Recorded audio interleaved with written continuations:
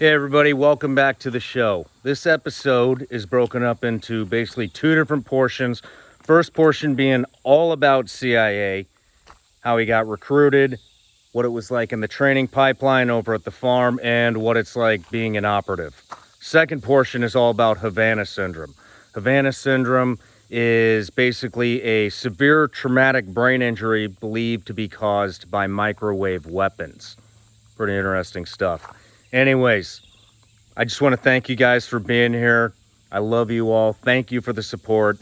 Please like and subscribe to the channel. And if you're feeling extra generous, head over to iTunes or Spotify and leave us a review. Links are in the description. Love you guys. Enjoy the show. These people would gut your sister. You put them on the streets of America, they would kill every American. Scary is the wrong word. They're just fucking evil. They would do it. They would. There's not a doubt in my mind that you're directly responsible for the deaths of several bad guys. And the night where a Hellfire missile, ended the life of a really bad guy, because it's not only responsible for killing two of our officers, but he was plotting additional attacks. I have the phone number back in Fort Bragg of the widow of one of these officers. We should call her. And we called her. And we said, we avenged the death of your husband. And she just said, thank you. Since 2016, U.S. government officials overseas and their families have reported sudden, unexplained brain injuries. These officials were injured by an unseen weapon. But look, in 2016 in Havana, Cuba, the U.S. Embassy there was a rash of these, kind of mysterious injuries in which U.S. intelligence officers and diplomats, as well as the Canadian embassy staff, heard this kind of high-pitched sound, but really suffered debilitating injuries.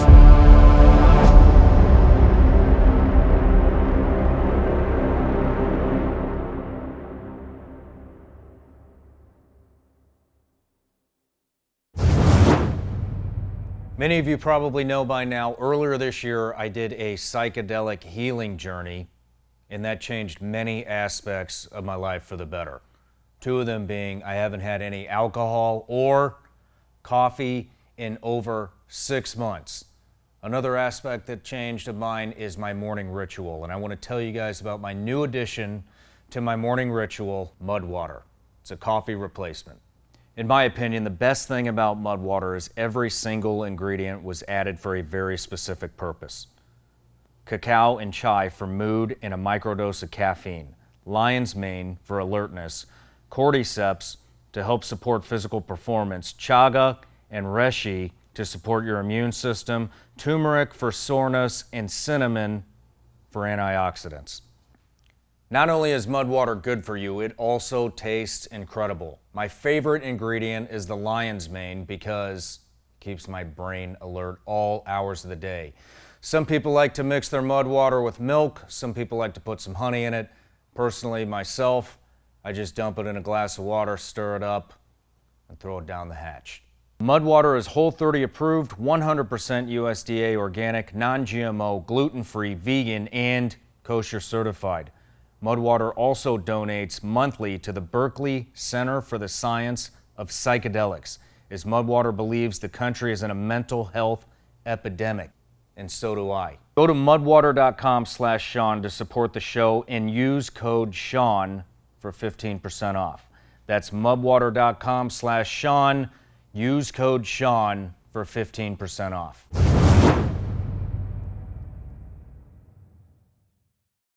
Marc Polymeropoulos. Nailed my name. You got it. Man, I had to say that like 20 times. But hey, welcome to the show. I really appreciate you coming out. Thanks for having me. It's good to be in Tennessee. It's hot. Yeah, it is. We got a heat wave going right now. But 26 years CIA intel officer. Yep. The author of Clarity in Crisis and victim of Havana syndrome. So we got a lot we're going to dive into today. I did quite a bit of research on Havana syndrome, and I had no idea how many different places that was happening, and I can't wait to dive into your experience and where you think that's coming from. But and we also want to cover a lot of your agency career, and then we'll get into what you're doing today. But every guest starts off with a gift. All right. Thank you. Do I open it now? Absolutely. You gotta open it now. Well, you pronounced my name correctly, so let me see if I can get this right. Jeez. I'm tearing this thing apart. Just rip into it. Jesus. All right, gummy bears. I love it. Thank you. You're welcome. And a T-shirt too. I love it. Hope it's a extra large in my retirement. I gotta start hitting the gym a little more. Thank you very much. You just throw it in wherever. Yeah, I thought anybody who's deployed with CIA knows that agency personnel love a good candy aisle. That's right. Right? Gotta have a lot Everybody of go. swag and candy aisle for sure. but let me just say, Shawn, I gotta say one thing. You pronounced my name correctly, and that's it. So we're gonna have a great interview. And I always tell the story. Back when I was in the Middle East, maybe 2005, 2006, I was a deputy station chief, and there was a crisis. And the president's briefers called me. I was sitting at an embassy, and they said, we got to go down and see George W. Bush. Go to see W. And I gave my take on the crisis. Pretty excited about it. Waited by the secure phone. Hours later, they called back, and I said, how was it? Pretty pumped, junior officer. Like the president's going to hear what I had to say. And they came back and they said, the entire time in the Oval Office, W was trying to pronounce your last name. That's it. I can relate. You are one up on him. So, Hey, yeah. hey, I practiced it before you got here. That's right. But just before we dive in, just an off-the-wall question. Sure. All this UAP, UFO stuff's going on in the news right now. Congress just had their first congressional hearing on it in, 50 years? Yeah. What do you think is going on here? I think that when I've gotten at 53 years old now, smart enough to know that I don't know everything. And so while, I think probably 20 years ago I would have dismissed all this as nonsense, I don't know, I'm kind of open-minded now. Yeah. And so I think that clearly, the American people deserve to know if there is something to this or not. I will tell you, I've talked to pilots who've seen weird stuff. You and I have had a lot of, time dealing probably with Air Force and Navy, naval aviators. They see stuff. Yeah. And one of my buddies is a B-1 pilot at the Air Force, and the Air Force still is now. And I said, what do you think about this? And he's like, I don't know.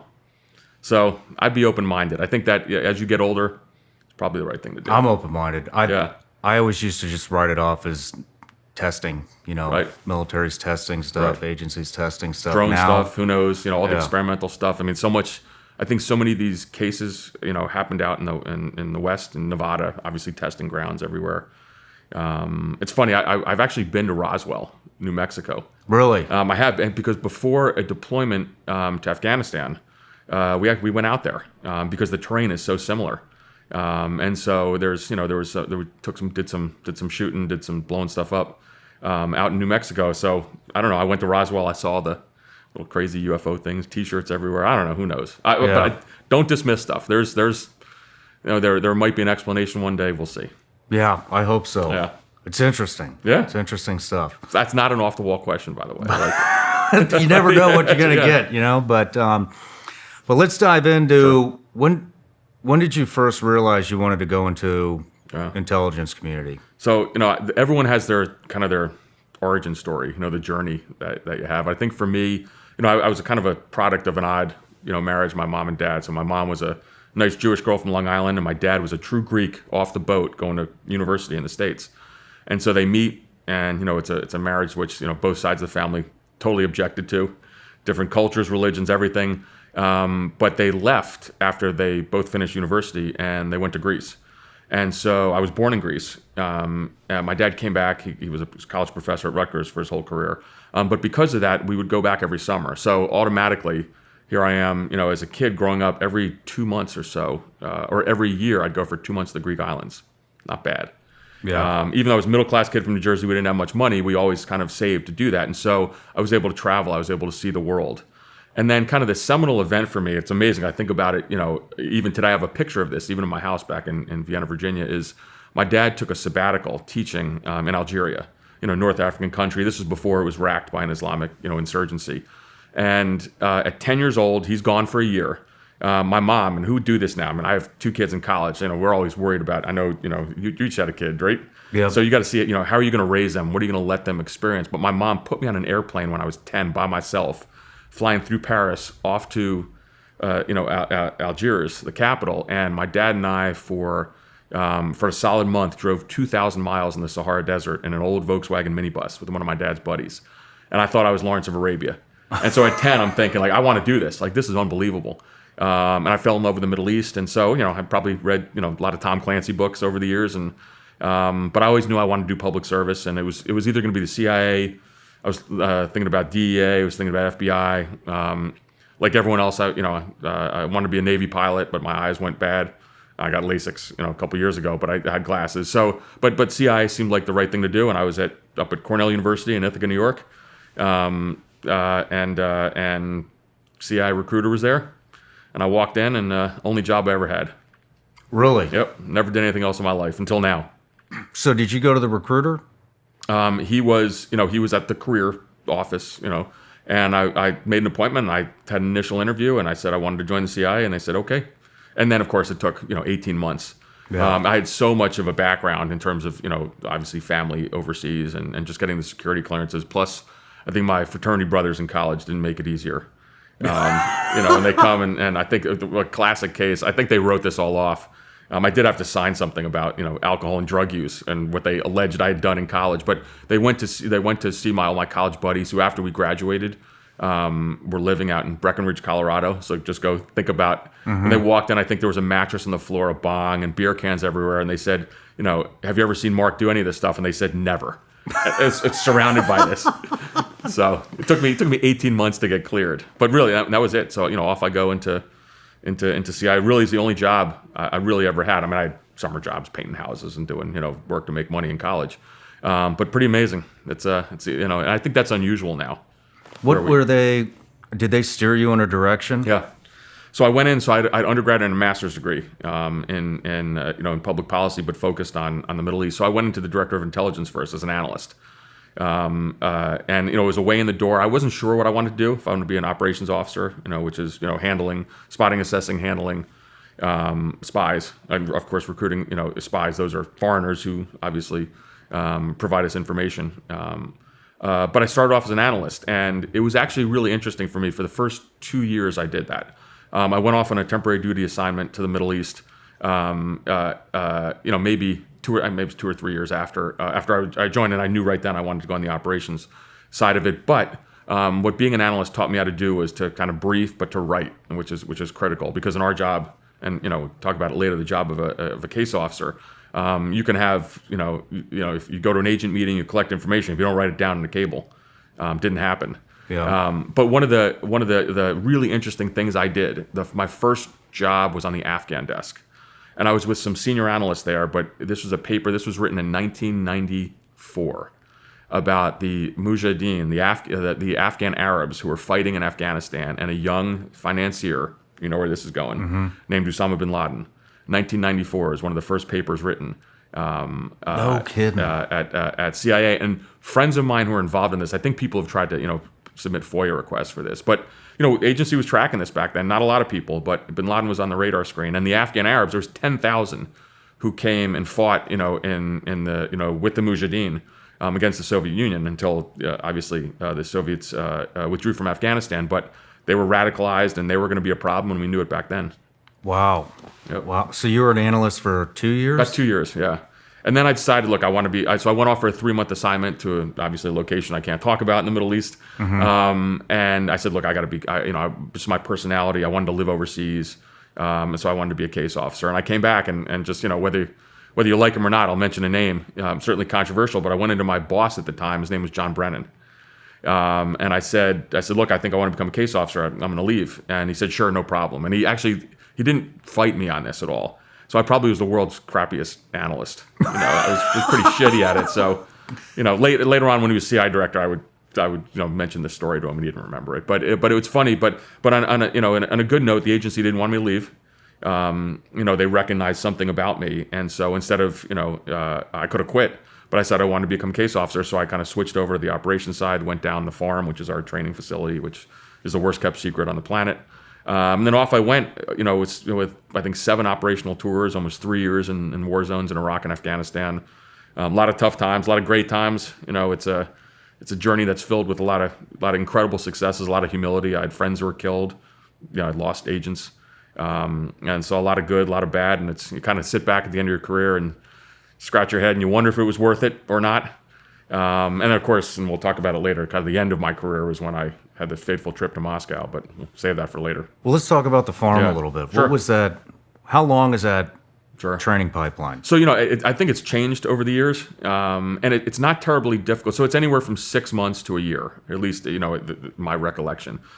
They changed this over time just in terms of, kind of adding training evolutions or maybe doing them up north, at CI headquarters. But it's at a, secret sort of base in Virginia. But the idea is to teach you tradecraft. And so it's the concept of, well, first and foremost, the basic fundamental trait that you need to learn as a case officer is surveillance detection.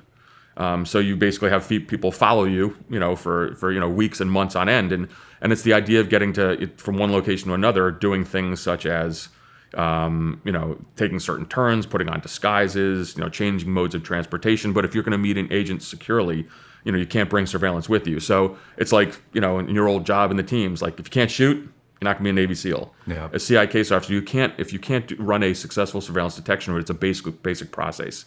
And so that's, they teach you that. And then it's the other part of the tradecraft piece is how to handle and recruit agents. So it's the idea of how do you get an individual, and you have to find their motivations, their vulnerabilities, and get them to kind of switch over, come on our side. And one of the things that I found about the training class, and this is not for everything that we do or we did it at CIA, but it's pretty realistic. And one of the things that I found was inspiring, and I heard this over and over again from when I was managing in the field, and young case officers would come out of the farm, is they'd go to an assignment and they say, actually, that's kind of like the farm, it's real. But the beauty of it is America does offer something, and I no matter what happens in our country, I'll always feel this way, that I do believe in American exceptionalism, but recruiting agents is not particularly difficult because of what America has to offer, which is both, political freedoms, but economic freedoms. And so, so a prospective candidate who's going to be a spy, an agent candidate. Remember, CIA, we're not agents. You're an intelligence officer. An agent is someone we recruit, a foreigner, a Russian, a Chinese, an Iranian. But ultimately, they want something that they don't have, or they have something that they need. And a lot of times it could be, they want their kids to get educated in the United States, or maybe there's someone has a medical issue in their family. Maybe they need money, or maybe they've hit a glass ceiling because their country doesn't have the same kind of just justness and fairness that we do, and that you can make something yourself. So we find those vulnerabilities, and then eventually you meet them and bring them along to get them to spy on their country. But I think that just fundamentally, as an American, we have an advantage. And I'll tell you, I recruited agents for everything from a tangible need. Maybe someone needed medical assistance from a sick relative, to literally they were fans of the Pittsburgh Steelers. They loved American football. They were living in some godforsaken country and were able to watch some TV, and through our contacts, I'd get them a signed football helmet from the Steelers. So ultimately, but that's what they teach you down the farm, is how to what's the process of recruiting and handling a spy. And it's not mentally challenging. Certainly not like what you went through with Buds in terms of physically challenging. It's a lot of time management, and that's the key. And the weeding out process really is surveillance detection skills, and again, just the ability to kind of crunch your time and have this kind of information overload. And ultimately, they produce officers who well, the last piece I think was critical is the ability to operate on your own. Unlike the military, CIA is actually kind of a different beast, and where case officer is out on their own, whether they're handling an agent, meeting an agent, recruiting someone. You're never usually you're not with someone else. Mm-hmm. And so it's that ability to think on your own, which is was really critical as they kind of weed out folks going through the class. What is the attrition rate? I don't know if it's particularly large. I mean, my class, it's funny. So the classes were huge after 9/11 in the hundreds. My class was tiny. I think we only had 30 plus, and there was only a couple of them that year, and that was pre 9/11, so everything changed. But the attrition rate, I think, is small in the sense that maybe 10 or so out of our 30 didn't make it. But what is more important is how just getting in the first place. I mean, I think the attrition is more in the screening processes. where you go through tons of stuff even to get to that point. But it's not like selection for your old life. I think it's they do a lot of that in advance rather than through the course itself. And then really people drop out. People don't make it because they can't detect surveillance, and some people can't. I mean, it's just the idea of having street awareness, and street smarts. And the other is just kind of that information overload and how to deal in time management, because and that's why at the end of the day the class is actually realistic to what you see in the field. Interesting. Yeah. So when you show up, they actually want everybody to make it. They really do. It's different. And it's funny. There are interesting folks who come through. It's not all. It's not all going to be kind of type A personality, former military, former special operations. There's some introverts. There's some true kind of academics, but they got to have those street skills. But at the end, they want you to get through. And I think that the idea is the selection has occurred almost in advance. And but again, it's months and months of basically, just as I think you're familiar with, having people stare at you. 20 hours a day. And in particularly, when you get to the end of the training cycles, and again, very similar to the special operations world where you have these kind of real world training scenarios, kind of final exam over a week or 2 weeks, that's where they turn up the heat. And I'll tell you that you do lose people then. And that's a pretty, awful feeling, seeing some people you've spent, almost a year with, not make it the last 2 weeks. But there's a reason for it, because in real world, you want them to be ready. Where do they go if you don't make it? Where do you, you got the clearance, yep. I'm assuming. So already, they will give you an opportunity. They used to go somewhere else in the organization. The CIA is made up of, obviously, the operational side we're talking about here, but there's obviously an analytics side. We talked about it before. There's there's a science and technology side. So there's other places. I think they'll give you some time to find another job, and some people take it. I think a lot of them don't. And again, it's the kind of thing where there's, and I don't know, some people I think should have made it who didn't, and just, you probably can identify this. Some people who made it, you're like, eh. That's with every outfit. Yep, every outfit. That's with like every outfit. But it was a really good, course which taught you a lot about yourself, and it really is realistic. And look, there's 1,000 things about the U.S. government, about the agency that we can, all be critical of. I'm sure you agree. This training evolution for becoming a case officer is pretty damn good. Interesting. Yeah. I've worked with you guys a lot, about 9 years. Sure. And I can't remember how many deployments. And the majority I've seen with you guys developing assets and spies is in recruiting people. I see a lot of turnover. I see a new case officer come in, they take over the management of the asset. I've only seen a few times where we actually are going after somebody new and trying to turn them. But what I've never discussed, to be honest with you, is you show up to a brand new base, nobody's been there, and you're recruiting. Where do you even begin? Sure. Yeah.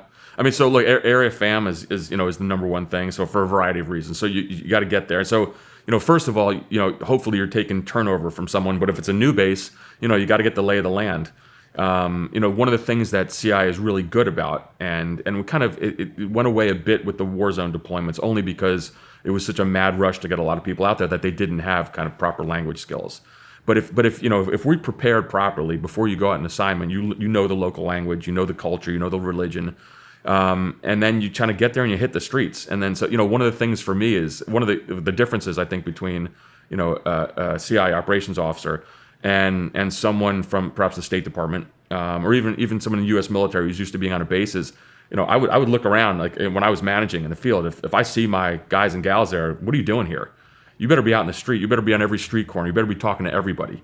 One of the things that you want your officers to do is be the smartest person in that area, for the U.S. government, period. I remember I was in the Middle East one time, and there was a senior congressional delegation, and I was the deputy station chief, and whether you like her or not, I'm gonna maybe some of your listeners or viewers won't, but Nancy Pelosi came out. I mean, she at the time was the majority leader, Speaker of the House, whatever it was, the number 2 or 3 person, one of the most powerful people in the U.S. government. And the ambassador actually told her, the ambassador had just gotten there, had told her, hey, go talk to Mark. He's the smartest person on this country. And I was really proud of that. And it doesn't matter; it's irrelevant on which political, American political figure came. But ultimately, that's what you want to be, because you spend no time in the embassy or the base. Your whole job is to be on the street, and so you develop. So you can go, step by step. So you got to know, who are the powerful people in that area. So if it's Iraq or Afghanistan, obviously we have local contacts. Who are the warlords? Who are the power brokers? And you just kind of go from there. And in the end, you're throwing a net out. Got to overturn rocks, and there's people out there with information that we need. We find them. It's not particularly hard to recruit. What it does do, it's shoe leather. It's hitting the streets, because ultimately, again, we have a kind of the best, when I say product to sell, but ultimately it's the United States. And whether it's whether it's a war zone, if Iraq or Afghanistan, it was not difficult to recruit agents because we paid well. Mm-hmm. And we were going to win. Now, whether we can have a long discussion on whether that was successful or not, but I remember in Afghanistan, one of the most interesting things, getting to a base one time, and I talked to, we had a local contact. He wasn't even a recruited agent, but ultimately I said, what's your story? And he said, well, I was a member of the communists under the Najibullah regime in Afghanistan. This is decades ago. And then the Soviets invaded, and I became a mujahideen. And then the Taliban took over, and I became the Taliban. Then you guys came. I'm with you all now. And so that's just, you got to find people who are willing to help. What are you guys using as a cover? I know it's always different, but it depends where. And this is where obviously there's different elements of the United States government that can provide cover for us. I can't tell you which. Mm-hmm. And sometimes or whether it's the military or other places, or you're there as a declared representative. And so the more senior individuals at a station or base might be declared to the host government. So it just depends. And then we have non-official cover officers who pose as businesmen or businesswomen. Do you think they know? A lot of times, yes. So if you're doing your job successfully, by the end of your tour, they're going to know, because who else? Because U.S. military officers. Or a State Department political officer, an economic officer, maybe they're not, out 8 nights a week, 7 nights a week. Yeah. I'm joking, but so it's our job is just to know the streets. So you look a little bit different, but that's okay, because what is going to beat the adversary in the end? That's your tradecraft. So let's say I'm in a certain location and my cover is kind of shredded at that time. Well, I still have to go meet an agent. Well, my tradecraft, how I run that surveillance detection route, is going to beat the adversary. But at some point, it's time to go as well, and that. Yeah. In your tour, I remember one tour I had. There was a U.S. television network came out, and they were asking around, kind of the locals, and I had a lot of local contacts, and I remember the some of the local contacts told me. I said, who are they asking for? And they said, well, this U.S. Journalist was asking, who's the smartest person in this country, and they said. And my local contact said the word around town was, go ask the CIA guy around. That's Mark. And I was like, that's not good. That's maybe I've been here too long. And then that's why we have a 2 or 3 year assignment in a place, because it's sometimes it's time to go. And the other part too is being a CIA officer, there's some risk involved, and depending where you are, risk gets elevated if you're if you're in a country too long. So yeah, we've both seen that play out in bad sure. ways. Just another question. Yeah. It is, a lot of times it's a 2 or 3 year assignment. Right. I've seen a lot of you guys get attached to the asset. But I've always wondered, does it bother you when, if you're working on something for 2 or 3 years and then you switch stations and you go to another part of the world, I would think that you can't help but wonder what's happening at the old station, how it's developing. Do you get any insight on that, or Man, is it? I love that question. So I was a pretty good recruiter, and one of the reasons why I was good is because in the recruitment process and the development, I became really close to the target. And you do this in different manners. So you can, you spend a lot of time with them, but perhaps, you introduce your families together. Their kids. And so I was able to recruit them, but oftentimes, and this made it really hard for what we call turnover, oftentimes when it was time for me to leave, the agent would say, or the asset, it's interchangeable, would say, Well, wait a second. I've been spying for the U.S. I know that, but I really did it for you, Mark. And I don't want to take the turnover. And I kind of sucked at that part. And I lost. And there were some agents who did not take turnover because I just was really good at getting them on board. Information was totally legit. They would be willing to meet other people. Maybe we brought an analyst in from back home. And so it's all going great. But they're like, yeah, you know what? I did this for you. I don't want to do this anymore. And so that was one of my Achilles heels. You know, you as in this job, you know, and it's kind of like everything we do in the intel and special operations world. Like, you know your talents are out there for everyone to see, and kind of your faults too. And that was one of the things I really wasn't great at. And I struggled with that my whole career, is that period of turnover. But here's the Shawn, the amazing point is running an agent. To me, it's like a romance. It's this incredible relationship. And so, you know, I'll never forget, I had taken turnover of it. He was a I got to be careful on saying, he was a member of an Arab government. And I was training him on communication techniques and tradecraft in Europe, on the streets of Europe, before he went back to the Middle East. And I was going to handle him inside. And we were doing kind of really sophisticated communications protocols and this and that. And one night he took me aside and he said, I spent a lot of time there. I'm there for a couple of weeks having dinner with him, getting to know him even more. And he goes, Mark, you know, I know you're going to go, you know, we're going to be in the same country. And you know, we're going to meet maybe only once or twice a month using all these established protocols. And you have the rest, you know, you have your life there. Your family's going to be with you. And this guy knew America. He goes, I know you're going to be watching Armed Forces Network, watching football at the middle of the night on Sundays, like all the Americans do. And so you're going to think about me every now and then. He goes, but make no mistake, I'm going to think about you every single day, because if you make one mistake, I'm dead. And not only am I going to die, my family, my whole tribe's going to die. So you have to be perfect. And I was shocked at that. But Wow. But you think about it, I mean, that's the essence of handling someone, because, you know, their life is in your hands. And I love that story. And I told that story to a lot of, you know, the younger officers when I was managing them later on, because that's what the essence of being a case officer is, you know, it's an individual relationship with someone who, if you screw up, they can die, and you better be damn good. And so I tell that story because then when it's time for turnover, I've had this 2 or 3 year period of doing this with someone, and it's you know, it's an emotional attachment. Yeah. And you got to be pretty cynical not to, because then when we turn an agent over, that's it. You're done. No more contact. Yeah. You know, this is considered an institutional relationship with the CIA. And so you're gone, and you know the agent is struggling with this, and you got to kind of secure the turnover to another. But what about the case officer? That's only human nature. Yeah. And you know, I just you know, thinking about, you know, your old career too at the agency. I mean, you supported a hell of a lot of agent meetings, and you probably saw some of the agents we had who did some damn heroic things for the U.S. government. And then when you know, and you know, whatever's happening in that country, they're risking their life. And so, you know, you end up, I remember, you know, some of your former colleagues being super tight with some of the really kind of superstar agents we had in Iraq and Afghanistan. That's just human nature. Yeah. But I always, the turnover part, I sucked at. That was really hard. That's just an Achilles heel I had. I was known for that. They're like, oh crap, this is gonna suck. Mark's gonna fuck up this turnover.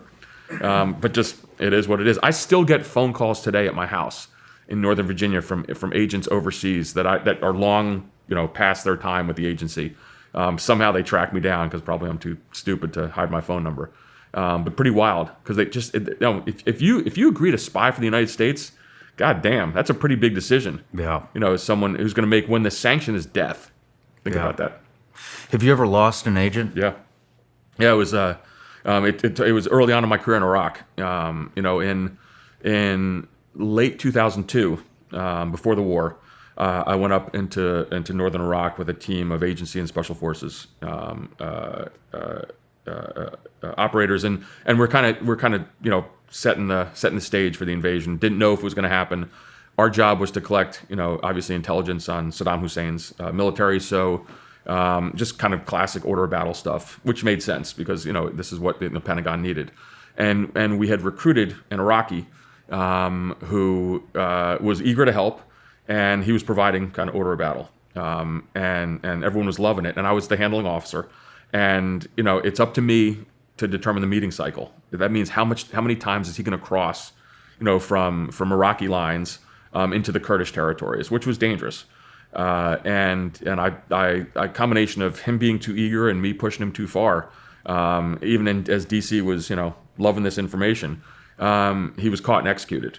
And I'll never forget that. And, one of the strange things, I felt that I was responsible, but it just, I hate to say it, it's just, it is what it is. It happened. And so it's a combination of, I pushed him too hard. Really, he took too many risks. And because the agent's always saying, I'm fine. Because he also wants to get paid. Yeah. And so, but ultimately I never forgot that, because I felt that was on me. And that was really, really personal, to me. And so that was a really shitty time. How did you find out? Never showed up. He just didn't show up? Stopped showing up. You have a meeting cycle. Yeah. Yep. And then you essentially receive reports from other assets, or or perhaps I can't even remember if our Kurdish partners told us that he wasn't, but ultimately never showed up again. And I for a long time I remember what the guy's face looked like. Yeah. Now the pace there was so intense, and then I got pulled from being up in the north to go kind of link up with some of your old boys from Naval Special Warfare with Dev Group, and went in for the HVT hunt into Baghdad. And so I had a crazy 2 months after that. So it was only really, I started processing kind of that loss when I got back after 6 months in Iraq. But that stuff stays with you. I mean, it's a human being, and this person put their trust in me, and ultimately I failed them. And I look back at my career. And I have all sorts of, I'll invite you to Vienna, Virginia, if you ever want to come up north. I have a place similar, not as nice as the studio here, but I have my little room where I have my Intel medals and all the shit from all the tours overseas, and I'll sit around and we'll have a scotch or bourbon. But ultimately, there's a lot of failure that went along with a lot of successes. Yeah. And there's a lot of kind of, mental and emotional baggage. And for me, some physical baggage too that came with all these things. So it hasn't always been great. And there's even to my times in Afghanistan, when I ran one of our paramilitary bases, we lost a whole bunch of indigent soldiers. These are the Afghans, our own surrogate forces, as well as the commander of the Afghan unit was killed when I was there. You don't forget that stuff. Yeah, I mean, you're dealing with two different aspects. You're dealing with the emotional aspect that you've gotten close with the asset, and now he's dead. Right. And then also, what I've always wondered, and I've been in country when this has happened several times. When the asset dies, I mean, all that work seems to. I mean, you got it all the way up to a certain point, and then just like that, it's back to square one. Right. And so. Yep. And in wars, and then later on in war zones, when I was running the one of our bases in eastern Afghanistan, we lost a couple assets who were caught and killed too. And it's not to say you get used to it. It certainly is part of the business. This is not without risk. But I think that and we all, and both of us have experienced losing colleagues as well, and that's horrific.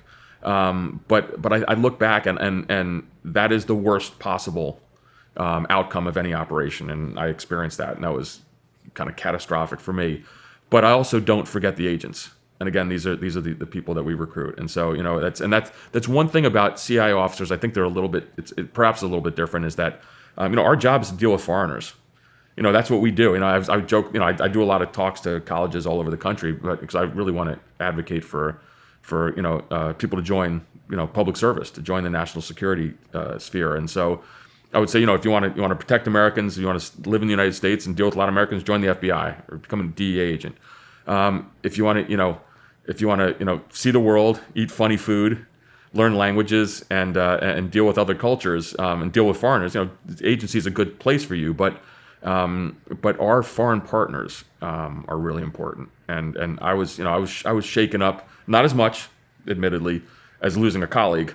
But losing an agent, losing maybe a partner in a liaison service, someone we're working with at host country, that's tough. Yeah. Let's take a quick break, and when we get back, let's get into some operations that you did after 9/11. Sure. And I remember laying there, and you can hear the gun go off, and there's a delay. This period of time before the rounds hit the ground. And I remember waiting, and all of a sudden,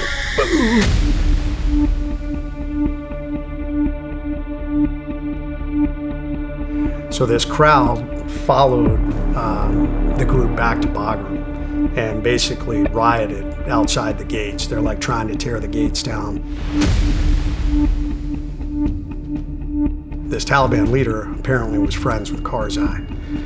So obviously his network of people call and say, hey, the Americans arrested your buddy. Are you shitting me? They released him? Released all of them.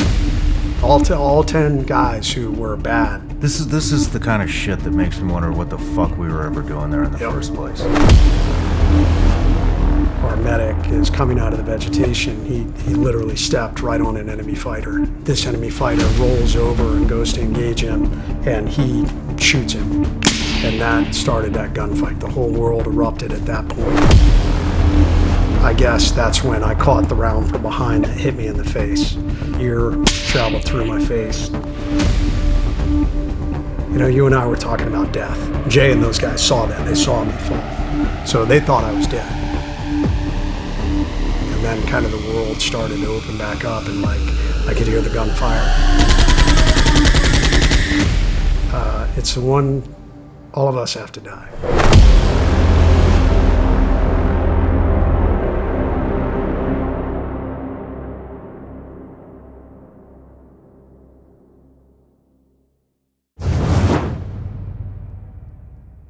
Did you know 75% of the human population struggles with sleep?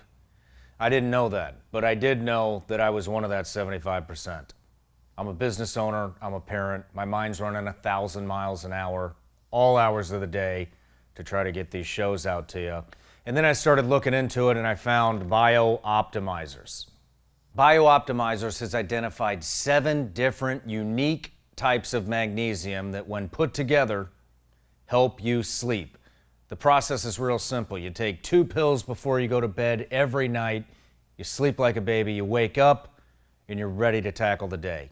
For an exclusive offer from my listeners, go to magbreakthrough.com/Shawn to save up to 42%. Again, you can save up to 42% on Magnesium Breakthrough when you go to magbreakthrough.com/Shawn.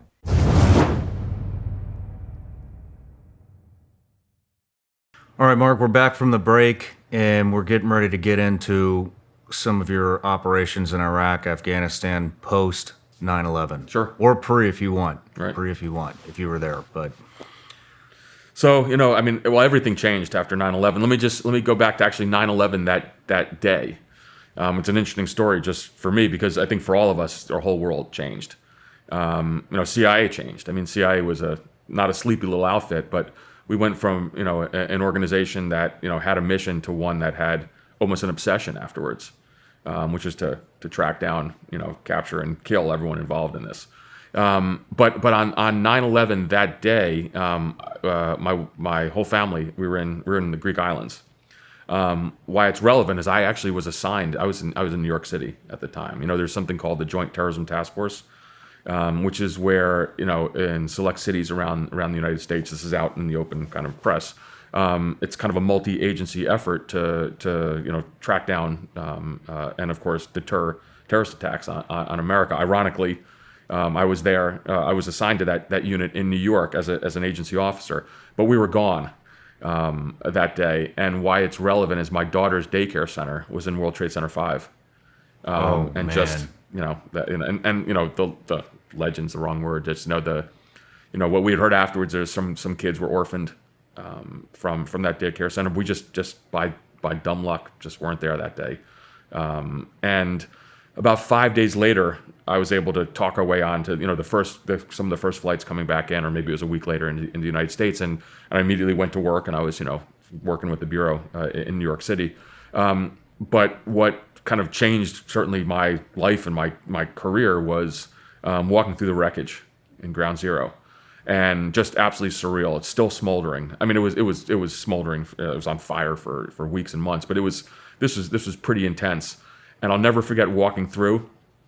And it was surreal. And there was, I don't know if it was a New York City firefighter or a policeman, but he was in full kind of Scottish garb, playing the bagpipes, walking through the wreckage. Just, I get chills even thinking about it now. And we all knew, like, all right, this is, you know, every day is September 12th now.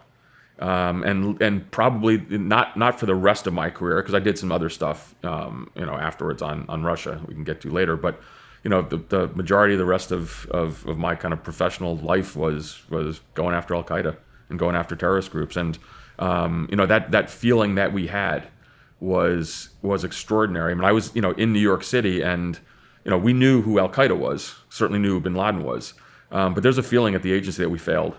And perhaps it's not fair. It's almost like being a soccer goalie. Yeah. One's going to get by you. Well, a pretty goddamn big one got by. But the rest of us, then kind of dedicated ourselves, the rest of our lives, and obviously you did as well, Shawn, to tracking down those responsible for this, and made it our mission. It's something that, there's so many, kind of retrospectives certainly on Afghanistan. But ultimately, I'm really proud of what we did, because no matter what, there's so much controversy. There's some great things that we did, obviously, degrading and destroying Al Qaeda, including killing Bin Laden. And there's some things which are super controversial, enhanced interrogation techniques and Gitmo and other things like that. But I tell you, no matter when I go around the country talking to folks, and they will raise these things, and I'll say, were we hit again? And the answer is no. And that's because of the work of special operations community, the intelligence community, and what we did at CIA, and I'm super proud of that. Yeah. But boy, that day changed everything. How long was it before you went over to the Middle East after 9/11? Pretty soon, I was raising my hand and throwing a bit of a fit, and so I then made it to a North African country. Okay. Which was a close partner of ours. And so we ran counterterrorism operations from there. And then I first made it to Afghanistan, I believe, February of 2002. So not one of the first teams that went in. I think that was October of 2001. But by February of 2002, I was in Kandahar, which was absolute Wild West. Yeah. Really extraordinary time. It taught me a hell of a lot about myself. Also taught me some things about the agency that I think we've gotten away from a bit, but which were good, was just get there and we'll figure it out. Yeah. So as a regular case officer, not with what you were doing in your line of work for the agency, but so we'll go through some weapons training before we go out there. So you get a couple weeks on kind of the Glock and the M4, and then you get out to the real world, and where the fuck are the M4s? Well, no, grab an AK-47, figure this shit out. There's no fucking scope on it or anything like that. It's just a steel sight right there. And so it's, but it was exciting. That to me is what made the agency really great. Exfil plans, well, sort of, someone will come get us here or there. There's a couple people, it was such a wild time in Afghanistan in the beginning, kind of, hunting down high value targets. And so it was just kind of pretty amazing. And then that's really where, I saw, kind of the extraordinary cooperation between the special operations community and the military. And the agency really start, which is really interesting because those first and it was Iraq and Afghanistan, in the 02-03 time frame. But then all the way up to when I left, those relationships all stayed. So that the junior guys from fifth group. And I remember, Chris Miller, who ended up being the acting Secretary of Defense. Remember the end of Trump administration? I remember him as a fifth group guy I met in 2002. Yeah. And so those are really important relationships that are built over time. But getting to Afghanistan was important. I wasn't there for long. It was probably under a month. They were cycling folks in. Kandahar. I mean, that had to be insane. I'll tell you this. Again, a story that just this is the way we do things, and I was actually fine with it. I remember getting there and someone said, "Hey, you got about 4 hours of sleep, then you got guard duty on the roof." I'm like, "Okay." So I jumped up on there. There's an AT-4 up there, and so I'm coming off, and the guy gives it to me. He says, "Here, take this." And I'm like, "I've not been trained on this, weapon system. Like, what the fuck?" He was a Blackwater guy he was a former SEAL. It was up there, and I'm like, "Can you fucking wait 5 minutes and show me which way this thing fucking shoots?" And he's laughing, and it wasn't that hard. But it was just, and I'm sitting up there thinking, and I'll never forget this. I'm a CIA case officer. I speak Arabic, so that's why I'm there. Because we're chasing down, the Al Qaeda, the Arabs. Obviously, the majority of Al Qaeda were from the Arab world. They weren't. This wasn't going after Taliban, going after the Afghans. But I'm sitting on the roof, listening to the call to prayer. There's some automatic weapons fire in the background. We had the day before we got there, we had someone had shot a rocket and kind of zinged off another roof and almost took out the base, but we were fine. But I'm like, what a fucking opportunity this is. Yeah. This is cool as shit that I'm here. Now, there's some things I'm really good at. So, we're going to recruit agents. We're going to catch some bad guys. Some things I don't know a goddamn thing about, which is how to fire an AT-4. But you know what? We're just going to make it work. And we had a great team. We're co-located with an ODA. I think it was a 19th group team. Does that make sense? From Colorado. Mm-hmm. So these were really experienced, operators from Special Forces. Most of them who were, I think it's out of Colorado. But ultimately a great bunch. And Kabul Station might have been 1 billion miles away. They're just like, go. Wow. I had money. I had agents on the ground. Supposed to go find some. We obviously had lists of high value targets. And there's so many incredible times from that, but I don't know if you recall, before the invasion in Afghanistan, there's a famous scene in Kandahar of the Taliban hanging a whole bunch of what they called agents, and it's in a soccer stadium. And this was broadcast worldwide. One of the really amazing things was, as I got there, we actually found the widow, and one of them was an agent of ours, someone who worked for the agency. We found the widow, and I kind of made it my priority to give her what, kind of the death benefit, the payments that we will give. When an agent is killed in the line of duty, a foreigner, we will always take care of the family. That's just something that the agency does, and that's, it's one of the, again, we talked about the relationships before, between the agent and the case officer or the organization. So I tracked her down, and this wasn't a kind of a sexy operation. It wasn't written about anywhere, but I got some money that the agent was owed, and I went into some dingy little mud hut in Kandahar city. I couldn't talk to the wife directly because it was Afghanistan, such a traditional culture, and so it literally was like a curtain hanging between us, and she of course is fully covered. And I made some kind of silly speech, which I thought was kind of very very relevant about his sacrifice, because it was all over every media outlet in the entire planet that this person had been executed, and we gave the payment, and that was something that was really important. Now, how this ends, who knows? Did she ever get this? She probably had a whole bunch of male relatives who stole the money, but it was just it was night after night of just doing these things, and I just having feeling that what an opportunity this was, that I was honored to be able to do this kind of stuff. And again, different time of Afghanistan. This was only months after 9/11. We were eager to kind of track down those responsible. So where were you? Had you gone overseas prior? I know you earlier. You said you were in New York. But had you gone overseas that, prior? I had done. I got to be careful saying this. I had my wife was in the business as well. She was on her first tour in a country in the Levant in the Middle East, and I went to learn Arabic. Okay. So I actually took that time. It's we do one of the things the agency does really well is these tandem assignments. So if the two officers are married, they'll try to get people both jobs, and so she had a great job there, and I needed to learn Arabic, so I did my time there. The reason I'm asking is when I worked there and I assisted you guys with a lot of operations, right. It was always kind of talk around the outfit that I was in is you guys are coming from working in permissive environments, right. Then you show up to just a straight war zone, Kandahar and O2, right.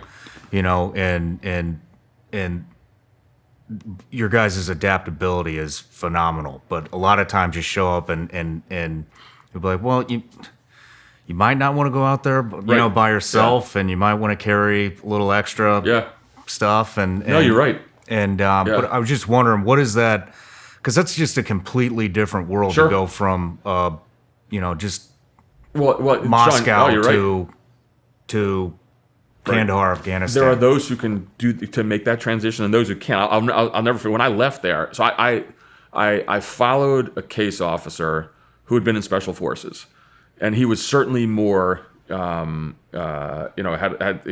terms of his background was more conducive to being where he was. But then I showed up and I spoke Arabic, and I was comfortable in that environment. So I offered, he had some things that he offered, then I had some things that I offered. I remember when I left, the officer coming in shouldn't have been there. And sometimes you see that, but what's interesting, why this matters is the management in the base or the station. And so, so for example, if when I was, because I did both, I ran stations in permissive environments, and I ran, a base in a paramilitary environment. It was in Eastern Afghanistan. We got rocketed every day for the entire year. It was insane. So someone who didn't have military experience or hadn't been in that kind of environment before, I would say, okay, here you are, and you're going to go do your agent meetings. You're going to have your security personnel, like yourself, Shawn. Ordinarily, we tell case officers, you make all the decisions. When it comes to that op and safety, you're going to listen to someone else today. So if we got shooters with us, they're going to be the ones. Just rely on them. At the same time, sometimes I would get officers who came from a war zone, had a spectacular career to a permissive environment, and they're like, "Hey, man, I did a tour," and I'm like, "Well, sort of, because what you did do is you served your country for a year in a really shitty place and risked your life." But you know what? You never ran a surveillance detection route because, Shawn, you guys ran it for him. You know what I mean? Yeah. And so, you got to be able to adapt. And the case officer has to have some humility. One of the things, I worked really well with your old outfit because number one, I respected what you all brought to the table in a tremendous fashion. But it was also, I was like, okay, if the hair starts going up in the back of your neck. Get us out of this. I'm not going to question that. I might have an agent meeting. This agent might have information we desperately need. But Shawn, if you come to me and said, "Mark, we got to get out of here," we're getting out of here. And you just kind of have that kind of back and forth with your security folks. And to me, that was always because you got to have some humility. I don't know certain things, parts of what are required on the security side, and perhaps you all don't know what's required for the agent handling as much. But you kind of have that kind of mind meld together, and it can work. It doesn't always. There's some tension sometimes. Yeah. And I would have to talk sometimes to the security personnel or to our case officers, saying just get your shit together. We all got to work together. But at the end of the day, when you run operations, there's a fallback, which means if you got to get off the X, get off the X. Yeah. And because there's no, you can't bullets. If a bullet's gonna come at you, and you can't turn that around. Yeah. So Yeah. and I think after some terrible instances in the war zones where we lost people, I think people got smarter. Yeah. How many deployments did you do in war zones? So I did. I got to be careful on saying this. So it was probably almost 3 years altogether, off and on. But it was a solid year. 2011 to 2012, I was chief in Eastern Afghanistan in Paktika province. And then before that, it was my time in Afghanistan, then half a year in Iraq, and then some other places I can't always talk about. But it was enough where I became really comfortable in that environment. And it's important for a couple reasons. I'm not former military, so I was very cognizant of that. And so if I was a base chief in a paramilitary base, I would have someone from our special activities center as a kind of the chief paramilitary advisor, and I would have some security folks from your old outfit there as well, and maybe some other folks too. And so, man, it's a team effort. And so if we're taking incoming rocket fire, and we have the ability and the authority to return fire, I'm going to rely on people who know how to do that. So I might give the final okay, or I might just say, don't even ask me. We have the point of origin site. We're getting shot at by Al Qaeda across the border in Pakistan. Return fire with our mortars. I'm good with that. And you kind of so you know what you know. Yeah. And so it was. But I became really comfortable in those environments, and that's what I was kind of known for. And I think that not everyone can do that.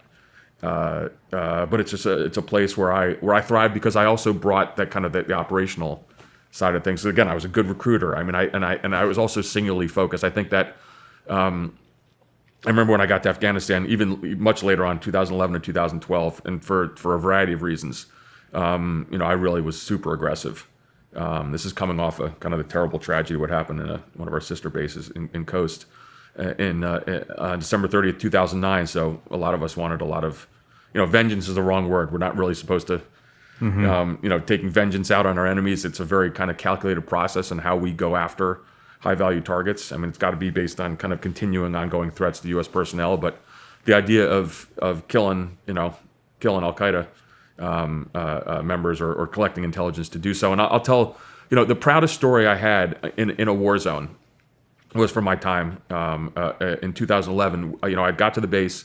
I'll never forget flying in. It was I was replacing a great friend of mine, ironically, who I'd been up in northern Iraq with in 2002. His name is Mick Mulroy. He's out now and he talks. He's a former Ground Branch officer in Special Activities Center. Then he went on to be a station chief in Africa. Super great friend of mine. Again, we had spent months together in Iraq. And I'm flying into Afghanistan. And if you recall, our kind of helo infills are always at night.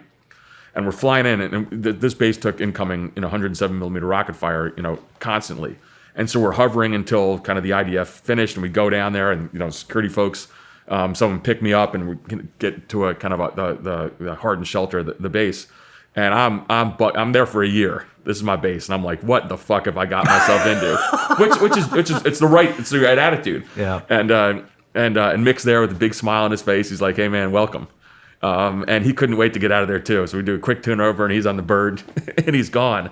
But one of the things about that particular location is a couple years earlier, 2 CI officers had been killed from our special activities center, and we knew who did it. And so, there's a lot of things you can do. So we're there trying to win hearts and minds. We have all of our kind of humanitarian projects, and we also have the HVT mission. And I gathered everyone in the base, and I said, if we do anything in this next year, we're gonna kill the dude who's responsible for the death of 2 of our colleagues, and we did. You did? Yep. And the night where a Hellfire missile, ended the life of a really bad guy, because it's not only responsible for killing 2 of our officers, but he was plotting additional attacks and was responsible for additional attacks against American forces, and that's really important too. But that night, sitting around the fire pit, which is, as you remember, it's caveman TV. Mm-hmm. The single greatest moments I've had in war zones are places like that. The camaraderie. If you ask me what do I miss about CIA, it's not the bureaucracy. There's a whole bunch of bad shit that happened to me in the end, but it's that camaraderie around the fire pit in a war zone. But one of the guys with me there was like, "Hey man, I have the phone number back in Fort Bragg of the widow of one of these officers. We should call her." That's fucking unheard of. Wow. And I said, "Fuck it, got the sat phone," and we called her, and we said, "We avenged the death of your husband," and she just said, "Thank you." Holy shit! No That's cable, amazing. And I just and that to me, we sat around, had a toast of bourbon, and that was relatively early on in my year, but I was like, that was good, man. That felt good. And I've talked about this story before, and some people have criticized me as saying, that's just getting getting vengeance for something that happened in the past, but not the code is these people that this individual took out 2 of our guys and we got him in the end, and I freaking love that story. That's interesting that you say that, and because that's one of my next questions is, since we're on the topic of killing, one thing that I noticed is killing is a lot more. People don't get so emotional about it. When I was in the SEAL teams, right? It was whenever we killed somebody or took out a group of bad guys or whatever. It was more of it felt more like an accomplishment. Yeah. When I jumped over to the agency, what I noticed is there's a lot more emotion within agency personnel when it comes to killing bad guys. Yeah. What was that like? And I know where you were at in Afghanistan. Yeah. Kandahar, extremely dangerous place. Where you're talking about in East Afghanistan, probably even worse. Time Magazine called my old base the most dangerous place on the planet. Yeah. That's fun when you go home to your wife and you say, "Hey, I got to go to Afghanistan for a year," and she's like, "Are you going to Kabul?" I'm like, "Yeah, maybe not." But I guess what I'm getting at is because of the areas that you were hanging out in, there's not a doubt in my mind that you're directly responsible for the deaths of several bad guys. What was that like for you emotionally, mentally, the first time that you were directly responsible? What a great question. I was flat. It wasn't anything. It happened actually first in Iraq, and I'll never forget this because as I was This was probably March or April of '03, and I'm running around with some of your old buddies. This is with Dev Group, and because we were doing the HVT hunt, but occasionally, and then I would work with some of the other NSW units there, which actually, for probably a variety of reasons, it was a lot. It was easier to work with them because they were really eager to kind of jump on board, and we were doing some other things. But I remember collecting intelligence on the location of remember the old Fedayeen Saddam? These are the Iraqi irregulars, and so I had the geocords, and we're somewhere in Baghdad, and I freaking knock on a fucking Bradley fighting vehicle that was nearby, and I was like, "Here, take this," and they're like, "Fucking game on," and then you hear that whir of whatever, I don't know what caliber weapon comes out of the Bradley, but goddamn. And afterwards I was just like, that was fucking crazy. So there was some bad guys we killed. That was a little weird. I think that that was different for me because I then saw on the ground. I mean, there's this is the we're the infill into Baghdad. There's a lot of dead bodies around. That stuff fucked me up when I came back. I had some PTS after that. Yeah. Different than doing the CT mission in Afghanistan, where just 100%, it's kind of clinical. You're collecting intelligence, passing it to certain, either certain U.S. government entities that can kind of do the finish, and then they're gone. But I didn't see it up close. Did you ever watch it happen? Yeah, all the time. How did that feel? And in person too, watching airstrikes. I don't. It just became. I became. This is maybe it's a dig on me. I became almost obsessive with it. Remember that old. It's still around, the Long War Journal. Yeah. Remember that? So the Long War Journal kind of covered the HVT fight in Afghanistan, and when they'd run an article that said, senior Taliban or senior Al Qaeda member killed by a drone strike, I'd fucking cut that thing out and put it up in the base. Nice. And we had the shit covered everywhere. Nice. And that's what motivated me. But it wasn't. There was never high fives. It was kind of a feeling of calm. Yeah. Weird. So years later, and when I was at Walter Reed, kind of getting treatment for my traumatic brain injury, I remember I met this is a great story. A grizzled old, the one person who helped me the best there was a grizzled old Marine Corps chaplain, Chappie. I'd seen all sorts of psychiatrists and psychologists just asking me about how I was doing, and so he sat and I was with one Dev Group guy, one Navy EOD guy, and one Air Force CCT, and he said, "Okay, let's just talk about moral injury." And he said, "Does anyone here feel any regret for any of the killing you've done?" And everyone kind of said no. And he goes, "All right, let's move on." And so it was the same kind of thing. It wasn't I was not traumatized by that. I was okay with it. I don't know. And kind of the issues I've had afterwards didn't really surround that. I'll tell you what doesn't happen. There's no high fives. Yeah. There's no cheering involved. I never saw any of that.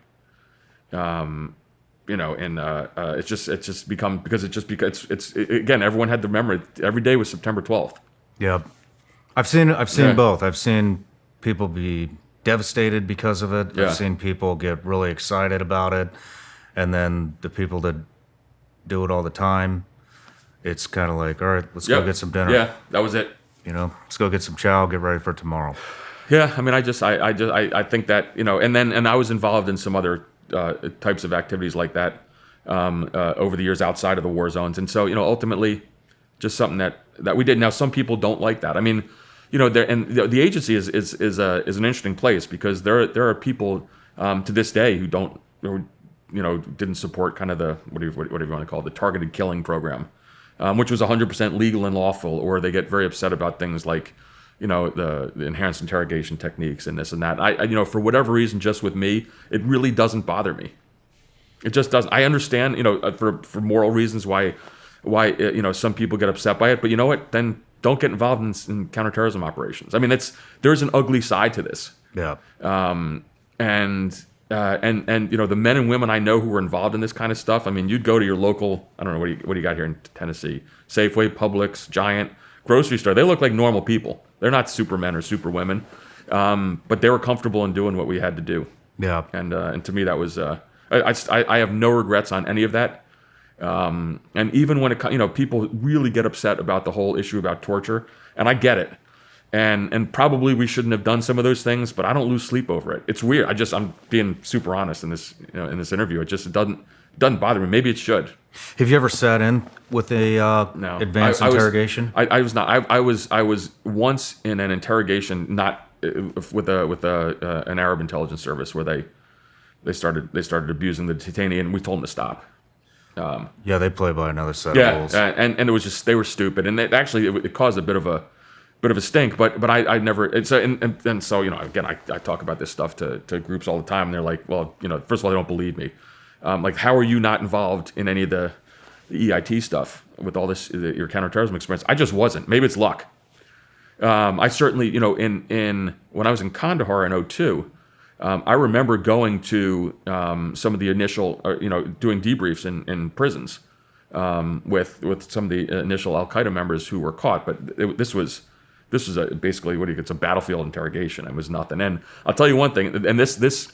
And my wife and I talk about this all the time. We're like, are we bad people for not caring about this? Because it doesn't bother me. And maybe that's something that's wrong with me. Is you know, this is in February and March of 2002. These are Al Qaeda. These are Arab Al Qaeda fighters taken off the battlefield who were in some shitty tent somewhere being guarded. And I would look at them and I was like, these people would gut your sister. You put them on the streets of America, they would kill every American possible. I mean, I sound, you know. It's scary. Scary is the wrong word. They're just fucking evil. They would do it. They would. And so when it comes, you know, so I guess my view on some of these things, whether enhanced interrogation techniques are, for me, it's not the moral side of things, more an is it effective or not. That's where I come on. And a lot of people say it's not. A lot of people say it is.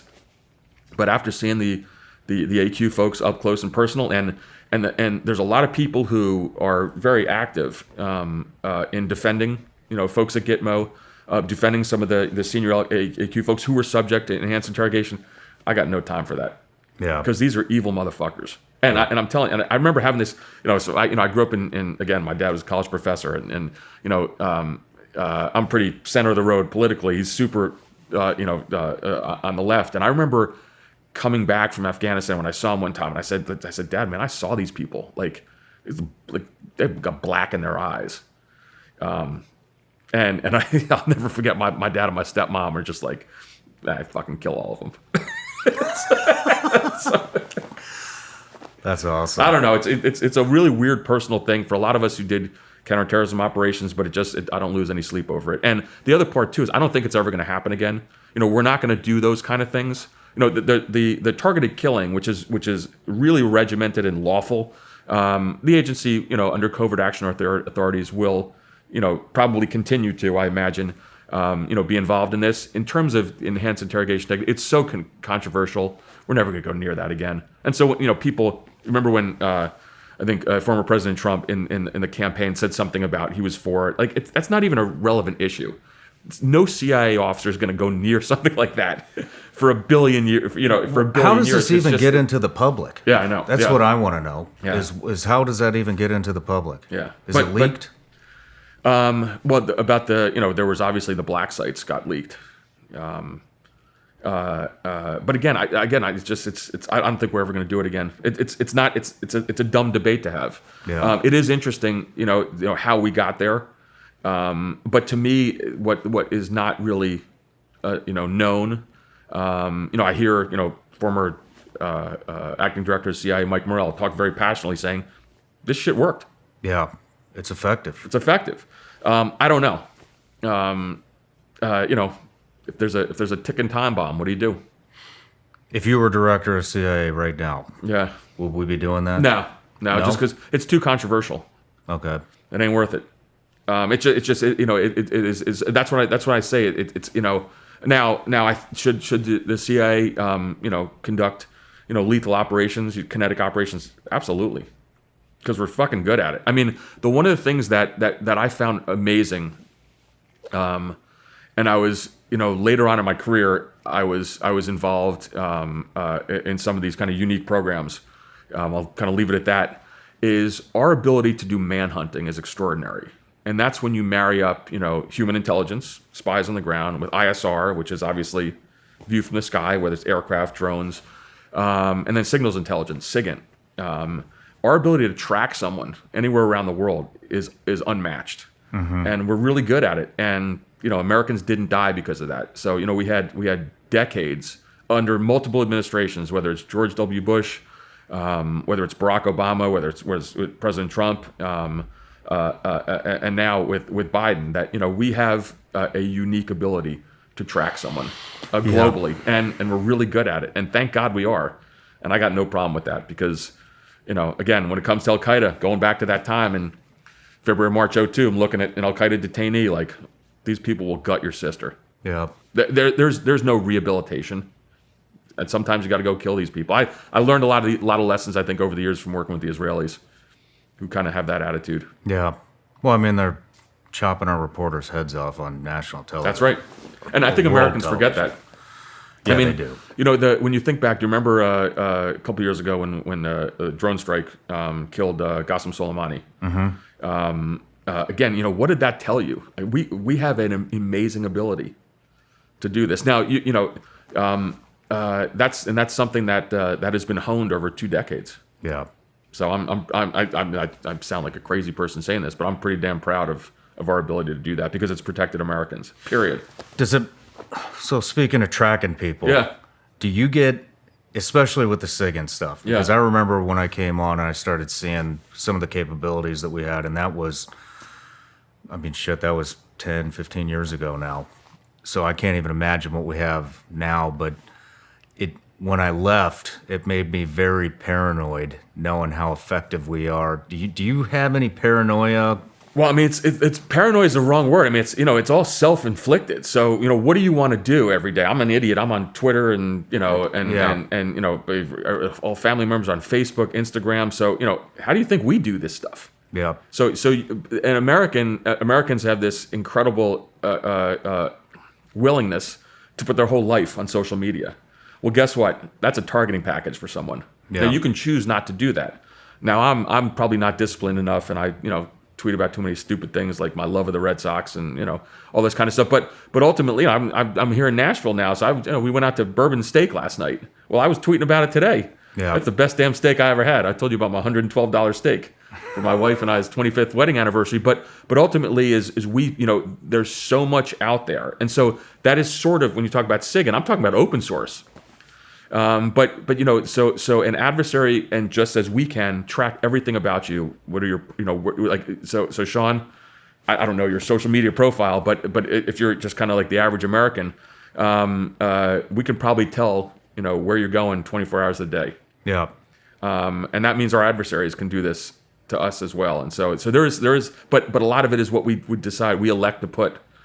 Some of my friend, one of my friends, lives out in Montana now, and he's like off the grid. Yeah, for this reason. I get holy super shit. paranoid sometimes, and I do the whole. I do the whole turn the phone off, throw it in the other room, go outside, and I still do that. Right. And but you're right. Because it's not. You can be paranoid about our own government. You can be paranoid about our adversaries, but I don't know. Probably a private detective can be tracking you. Again, it's everything we have. Your entire life is on your cell phone, your computer. So I don't know. What did I do the other day? I was looking at. My wife and I are now obsessed about buying an RV. So I was on the internet, Googling RVs. These I saw them here. These little small Winnebago Revell. It's pretty cool. They're too expensive. Well, goddamn! Every time I jump on my social media now, boom, there's some algorithm. RVs pop up everywhere. Yeah. And so it's just it's a kind of thing where you can be a little paranoid. But again, that's how how adversaries can track us. That's how we track them, and it's just that's the world. So it's a whole other conversation. But imagine trying to run espionage operations, trying to become a case officer. You got to go run a surveillance detection route, but you have that with the kind of the advent of social media and how people can track you, and you got to go black. Yeah. It's tough. Yeah. Yeah. I can imagine. Earlier offline, we were talking, and you had mentioned, I believe it was one of my colleagues saved your life. Yeah. And got a agency star. Intelligence star, sure. Can we go into Absolutely. So this was it was a raid in Baghdad. We're going after a high value target with Dev Group and one of your colleagues, security guys, former SEAL as well. I can't say his name, but we caught someone who we had to do a quick kind of battlefield interrogation on, who we thought would have knowledge of where the HVT was. And the initial search failed to find a giant kind of machete, a huge knife on him. And I'm in this small vehicle afterwards, and as you remember, how you position yourself in these is really important. So one of your old colleagues, we put the guy in the back here. Your old colleague is here, so he could have kind of a view just across the seat. And this guy goes down and pulls this giant knife out and lunges at me. And can we say the old outfit where you were at? Do we say that or not? Yeah. This is, from the GRS staff, security staff. He pulled out his Glock, put it right to his head, and didn't shoot him. But that was it. That guy would have just jammed that knife right in me. So obviously I was quite indebted afterwards. The GRS officer received the Intelligence Star, which is one of the agency's highest awards for bravery. Certainly 100% warranted. Of course, as you know, with your old outfit, it wasn't really a giant knife, giant machete. It was a little plastic, bread knife. So all your colleagues gave him shit for years and years. But I'll tell you one thing, that was pretty crazy. So out of all the times, that was close. Yeah. And afterwards, I was just like, it happened so quickly afterwards. I was like, what the fuck just happened? And then I turned to the SEALs. I was like, you didn't fucking search the guy well enough. They're like, hey, sorry about that. And I was like, my bad. But you know what? Afterwards, that guy talked, and later that night, we caught a huge HVT. Really? And actually, it was so just that was the it was the pace of operations there where, we were. I was joking before as we were talking. I don't think I took a shower. We didn't. I had no running water. I didn't shower for 6 weeks. It was wild. But we were running every night trying to catch. This is remember the Saddam Hussein's deck of 55. Yeah. The old regime figures. But we had some enormous, huge successes there. It was. I almost bought the farm on that one. And again, it was the GRS officer saved my butt. Turned out to becoming a dear friend of ours. And talk about loyalty and camaraderie. I remember years later, and it's probably from his time in the teams, but also from us. I remember calling him one time, and I don't know, this was a couple years after that. My kid was like 10 or 11, got into a fight at school, and this guy, I'm gonna accidentally say his name. I shouldn't. He was living down in Virginia Beach. He's like, I'll be there in 3 hours. I'm like, what are you doing? He's 11. He's like, I got it. He said, that was the loyalty. I'm like, no, you're not coming. That's awesome. Yeah. So, but that's when you go back to the those. So whether it was in the streets of Baghdad with this, with GRS, or again with my team in Eastern Afghanistan, and think about all the deployments you did.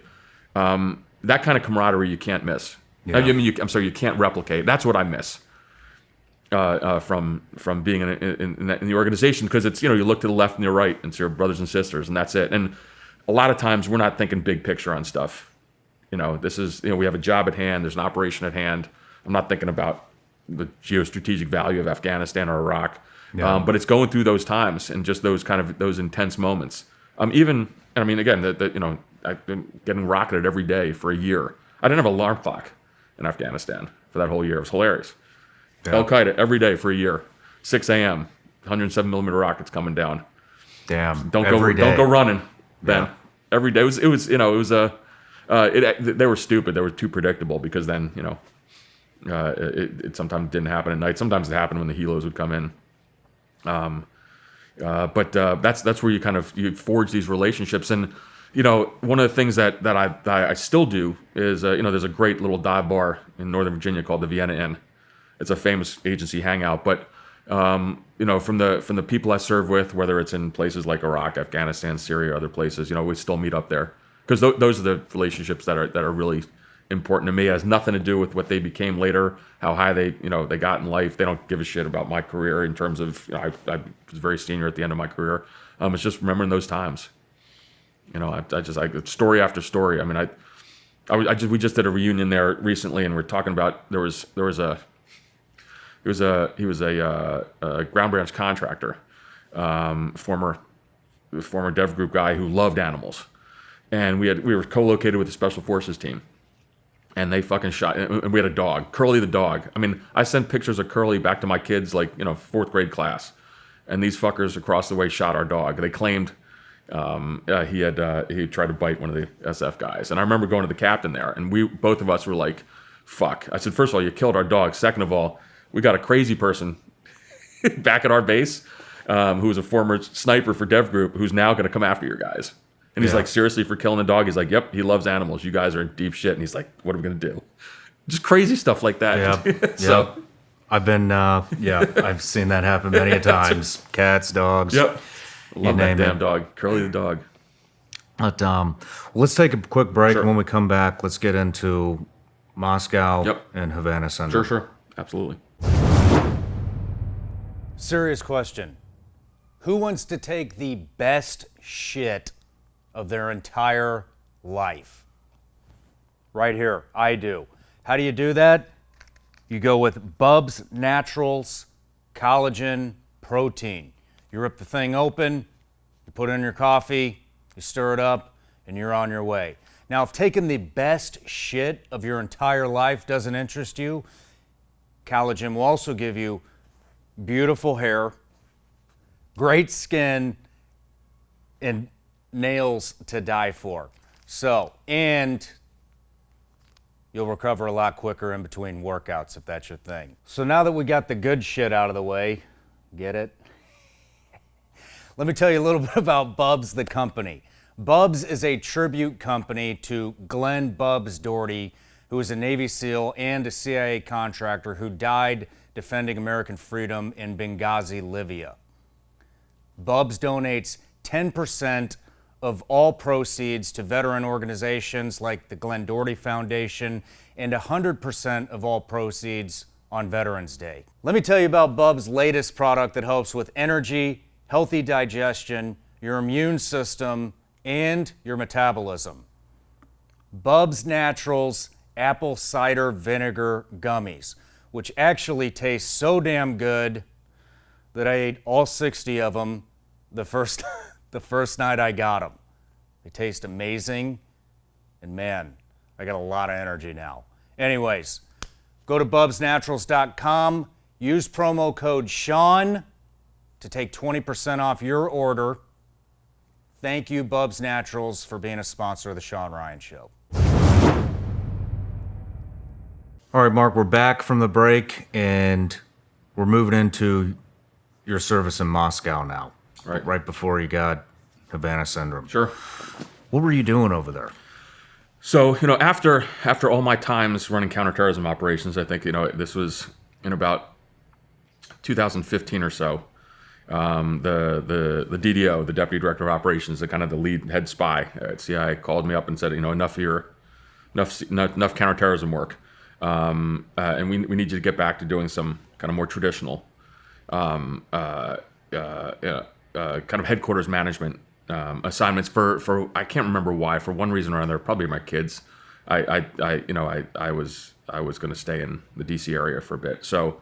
It was kind of moving up the ranks, and so first I was the deputy ops chief for the whole Middle East, and then I became the deputy operations chief for what we call Europe and Eurasia, which is overseeing about 50 or so countries from Ireland to the most Eastern time zone in Russia, and it was kind of interesting, and so I was promoted to the senior intelligence service, which is kind of a big deal for someone in their career. I think only 4% of CI officers kind of rise to that rank. So it's like the general officer category in the military. So you're a 1-star general or admiral. So really big deal for me. I didn't, for other reasons, didn't always feel like I deserved it.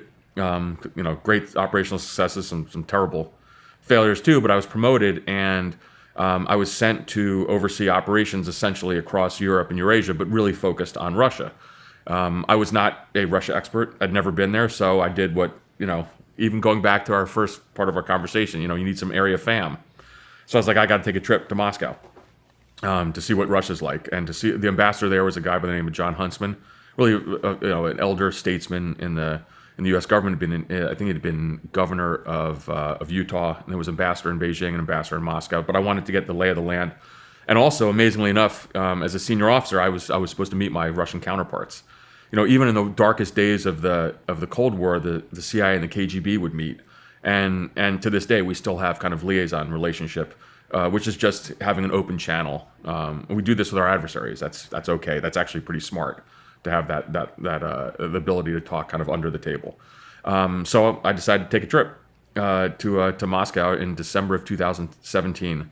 It was 10 days. It was actually to Moscow and to St. Petersburg, and again, area fam, and to meet my counterparts in the Russian security services. And it was obviously a trip that changed my life. I wish I had never taken it. The irony is that after all the kind of craziness I talked to you about in my years in the Middle East and South Asia, getting shot at and rocketed and all the, stuff, escaping, the harm, I go on a trip where I'm wearing a business suit, staying at a 5-star hotel in Moscow, but it changed my life.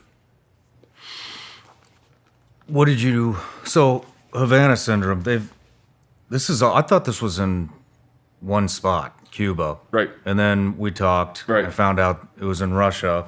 And it's also been documented in Germany, China, England, Austria, India, Russia, Latin America, Right. Cuba, United States, inside the United States, Philadelphia, Washington, D.C., to include inside the White House grounds. So it's one of these stories that's a mystery, and I think to kind of put this in perspective, because there's no doubt something happened to me, and I'll tell you what I faced and kind of the initial attack, because it was pretty awful.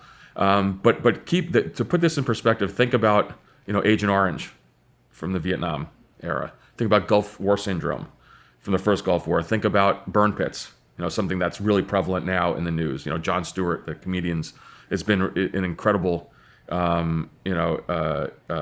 support for veterans who have been, sickened by the burn pits in Afghanistan and Iraq, and that's where this lies. These are medical mysteries that happen to kind of our national security professionals, where eventually, people are really harmed by it. Eventually, we find out what it is. So just kind of keep that in mind. But look, in 2016 in Havana, Cuba, at the U.S. Embassy there was a rash of these, kind of mysterious injuries, in which U.S. intelligence officers and diplomats, as well as the Canadian embassy staff, heard this kind of high-pitched sound, but really suffered debilitating injuries. One of my colleagues there, a good friend of mine now, and it's incredible what's happened to him. I mean, he was subject to an attack like this, and he lost he lost eyesight. He's blind in one eye. He walks with a weighted vest as a service dog. This is someone who is serving in Havana, which is tip of the spear stuff. Cuban intelligence service is no joke, and so we're going to send people there who are at the top of their game. But this happened in 2016, and I really didn't think much of it. There was always a suspicion, obviously the Cubans were involved, but that perhaps the Russians were as well, and kind of in big investigation, it went nowhere. But we had dozens of U.S. government officials who were really suffered debilitating injuries. Some had to be medically retired, and so that's the context when I go to Moscow in December 2017. And so I'm at a 5-star hotel about 2 blocks from the U.S. Embassy. Again, a routine trip. Didn't expect anything. It was wearing a business suit. Something I had to do to kind of, I thought, for my credibility as a senior operations manager at our headquarters overseeing Russia. I got to go visit Russia. But I woke up in the middle of the night with and I didn't hear anything, but it was this stunning case of vertigo. The room is spinning. I had terrible tinnitus, which is ringing in my ears. Probably you're familiarity with that from kind of exposures to blasts but it was tinnitus. I was splitting headache, and I was felt physically sick. But it was just this incredible case of vertigo, which was frankly terrifying. And again, I told you about all the crazy moments in my life before in my career. Something really had happened. By the next morning, I went to a pharmacy with the U.S. Embassy officer. It was some kind of medication to kind of control the vertigo. It got a little bit better. Went to St. Petersburg for the night, came back, and then I suffered another spell. I remember at a Moscow restaurant and almost passed out, but the room spinning, and then I spent the next 36 hours in my hotel room before I kind of crawled home. But something awful happened to me, and I was with a colleague as well, someone who worked for me, traveling from headquarters. He was hit by this as well. He has lost hearing in one of his ears. And so something awful happened that time. I get back to our headquarters immediately, and my condition is actually getting worse. I go to our medical staff, and I said, "Hey, something really bad happened in Moscow. I'd heard of things like this to our folks in Havana. Can you just check me out?" And they kind of ran through some the protocols that they had developed for officers who had been hit by this unknown ailment in Havana, but they said they didn't seem that I kind of qualified for whatever reason. I didn't hear anything. They were very focused that I didn't actually hear anything, but my condition was getting worse. And again, I was in the senior intelligence service. I was the deputy, and then I became the acting chief of Europe and Eurasia. This is a job which a huge stepping stone to the really most senior ranks. But I couldn't even go to work. I mean, I was having debilitating headaches every day. At one point, by March of 2018, I lost the ability for long distance vision. I couldn't drive. I had suffered terrible cognitive difficulties with brain fog, and I was fucked up. Something really bad had happened, and I started going to every doctor under the sun. Meanwhile, I'm asking the staff at CIA, and this is where kind of my whole kind of life journey and story gets sad. I'd given you my whole journey about this incredible career at the agency with highs and lows, but with always the underlying assumption about the camaraderie and kind of the greatness of the people there. So this is where this derails, because I'm going to the medical staff and they're just totally dismissing me. So I'm off on my own. I went to every doctor under the sun, whether it's neurologists, infectious disease doctors, allergists. I think I had about 6 or 7 MRIs. No one could figure out what was going on, but I was really suffering. And at that point, I was going to work 2 or 3 hours a day, but it just wasn't getting any better. And I was going through our operations directorate, pleading for them to actually send me to the University of Pennsylvania, where they had sent some of the Havana victims, and our Office of Medical Services kept rejecting me. And it Really? just, this is a really terrible tale of incompetence, because one of the things for me is, as a leader at CIA, by this point again, when I left in that last job I'm telling you about, I probably managed 1,000 or 2,000 people. But the whole point as a leader is if someone's hurting under your command, get them care. You don't have to argue with what happened. It's just a fundamental a tenet of leadership. If something's wrong with someone, just get them help. You don't have to argue with them how it happened. But they I was trying to get to University of Pennsylvania, and they kind of rejected me outright. And so by early spring of 2019, when I was turning 50, I was eligible to retire. I had to retire. I couldn't go to work anymore. I remember going into the deputy director of operations, the DDO, and telling her I had to kind of hang it up, and she said, "Will you please reconsider? I want to make you one of the ADDOs." This is the number 2 or 3 operations officer in the entire organization. That's what they were offering me, and the only reason why I don't say that bragging at all, because as I mentioned before, I had a lot of success and a lot of failures too, and one of the things I haven't mentioned it. I think the biggest character trait for an intelligence officer is to have some humility, and I have a lot of that. But the story I have now is I'm not the story of a disgruntled employee. I was a really well-regarded officer who, again, was offered this incredibly senior job, but I had to retire. So in July of 2019, I kind of call it quits, but I'm a mess, and things actually get worse. So I retire. At the very end, the agency agreed to send me to the National Institute of Health, so they did relent a little bit to it's a 5-year research study, which was useless. They were good folks there at NIH, a world-renowned facility. I remember the highlight. So it's just testing. It's not designed to make me feel better, and that matters later on when I end up going to Walter Reed. But one of the things that I was so pissed at the end, and I wasn't getting better, and I wasn't getting the treatment. The agency said, "Whatever you do when you go to NIH, don't tell them you're coming from CIA, because we want to keep that secret." So I remember going to our store at CIA headquarters and buying about 30 CIA golf balls, and the next day handing them out to all the staff at NIH. That was my victory. So what the fuck, whatever. But ultimately I had to retire because of this. But that's really where kind of the medical journey begins, because my condition really worsened in retirement, and my pleadings to the agency, formally and informally in retirement, to send me to Walter Reed's Traumatic Brain Injury Center, where some other officers actually started going to, because they'd been getting. So what happened to me in Moscow started happening as I'm retiring. It's happening to some of my colleagues also doing Russia operations. Really fucking weird. And they are starting to get to Walter Reed because their TBI centers, Walter Reed actually believes something bad is happening. So I start asking informally to get there as well. And again, the answer was always no.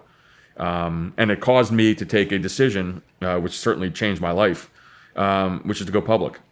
Yeah. So in October of 2020, I had contacted a journalist named Julia Yaffe, who writes for GQ. At that time, she was writing for GQ. She's a Russia expert. She's a rock star.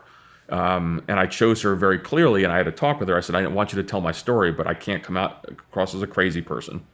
But I just need you to tell the story, because this story is designed to force the agency to send me to Walter Reed. They're sending other people there.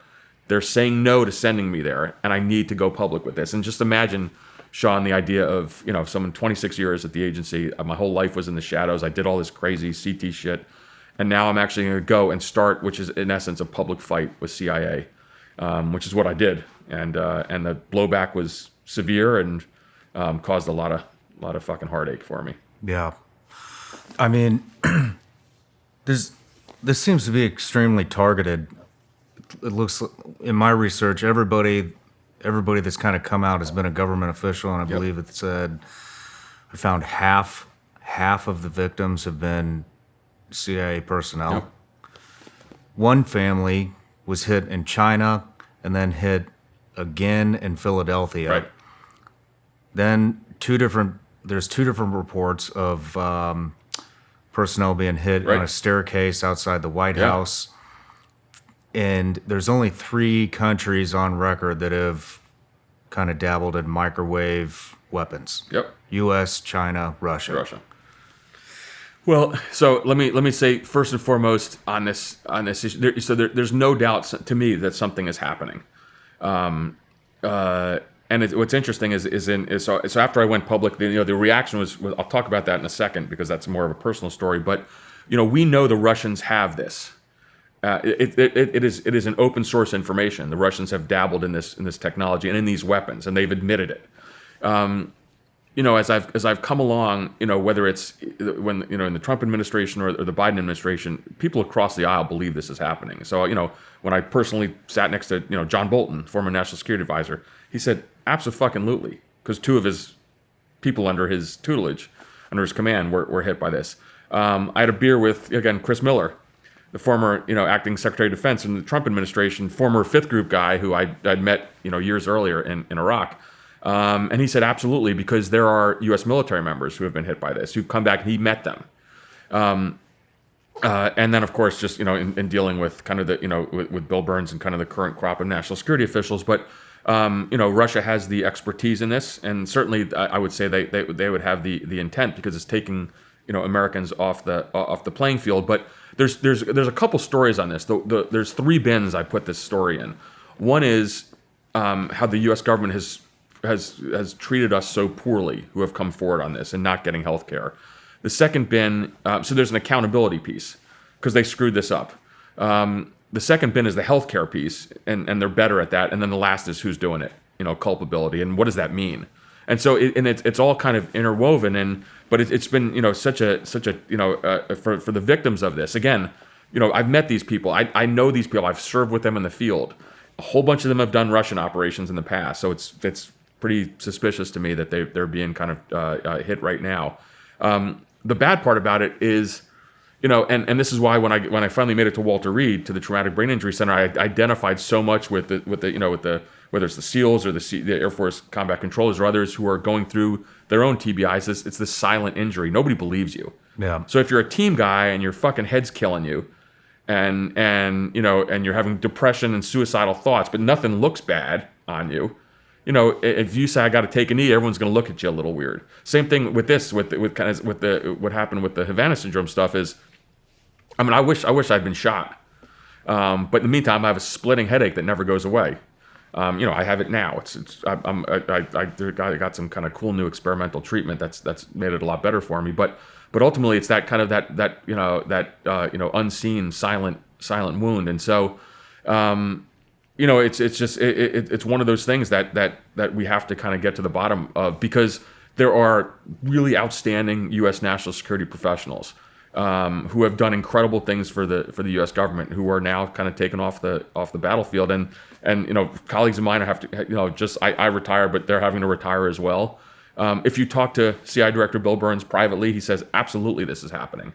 The investigation, I don't know, I don't know what they're uncovering or not, and I do get a sense that there's concerns about liability within the U.S. government on this, just because so many of us, So ultimately, it took me 4 years to get to Walter Reed. When I finally got to Walter Reed's Traumatic Brain Injury Center, which it's called NICO, the National Intrepid Center of Excellence. It's the world's leading center, which has treated thousands of veterans after 20 years of sustained combat in Iraq and Afghanistan.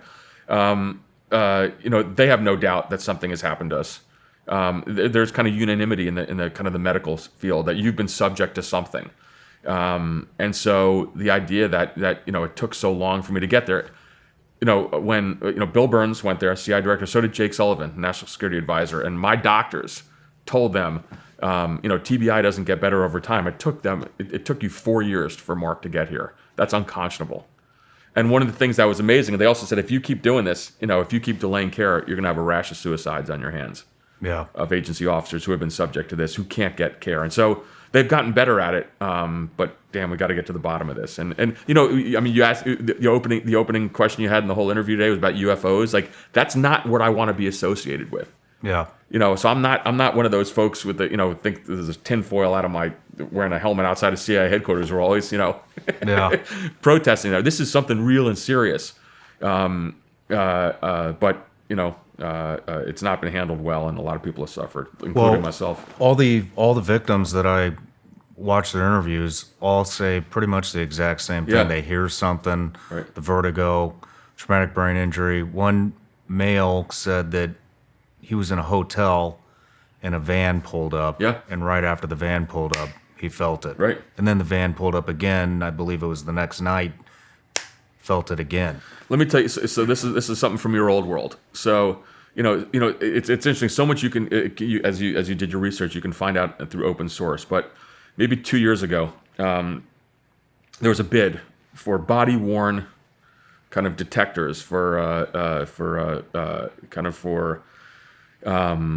this kind of attack, and it was a bid. It was from SOCOM that they wanted the operators to start wearing these things. So that doesn't happen.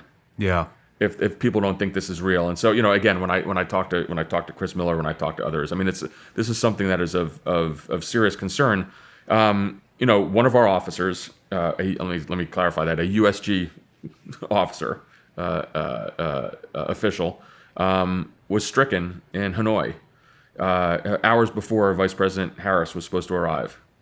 I think it was last year or the year before. That scared the crap out of everybody. I'll bet. This officer was severely injured. But what does that say? To me, and I think to others, there's a message that even our VIPs are vulnerable. And again, I think the Secret Service is taking this seriously as anyone in kind of executive protection, because there is someone is doing this to us. Are they 100% sure it's microwaves? They're not 100% sure of anything. And I got to be careful on this because I don't know. I've been out of government since 2019, so it's everything from people inside kind of quietly telling me to talking to tons of doctors. I mean, there's a really interesting panel. They put together an experts panel. The director, the DNI did on this, which is really interesting because they came out with their executive summary just a couple months ago, and they said, yeah, this is likely a directed energy attack. And I think that that's the world's leading experts on this, saying that this is happening to us. This is scary shit. I mean, Yeah. This goes through glass, goes through walls, Right. goes through buildings, pretty Shawn, much I'll goes tell through you, everything. And one of the things that's happened in some of our officers, and I know these officers, there's no doubt on these, their family members have been affected.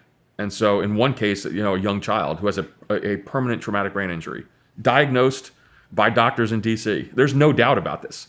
So one of the things that you see a lot in the media on this is, well, maybe it's psychosomatic, maybe it's a directed energy attack.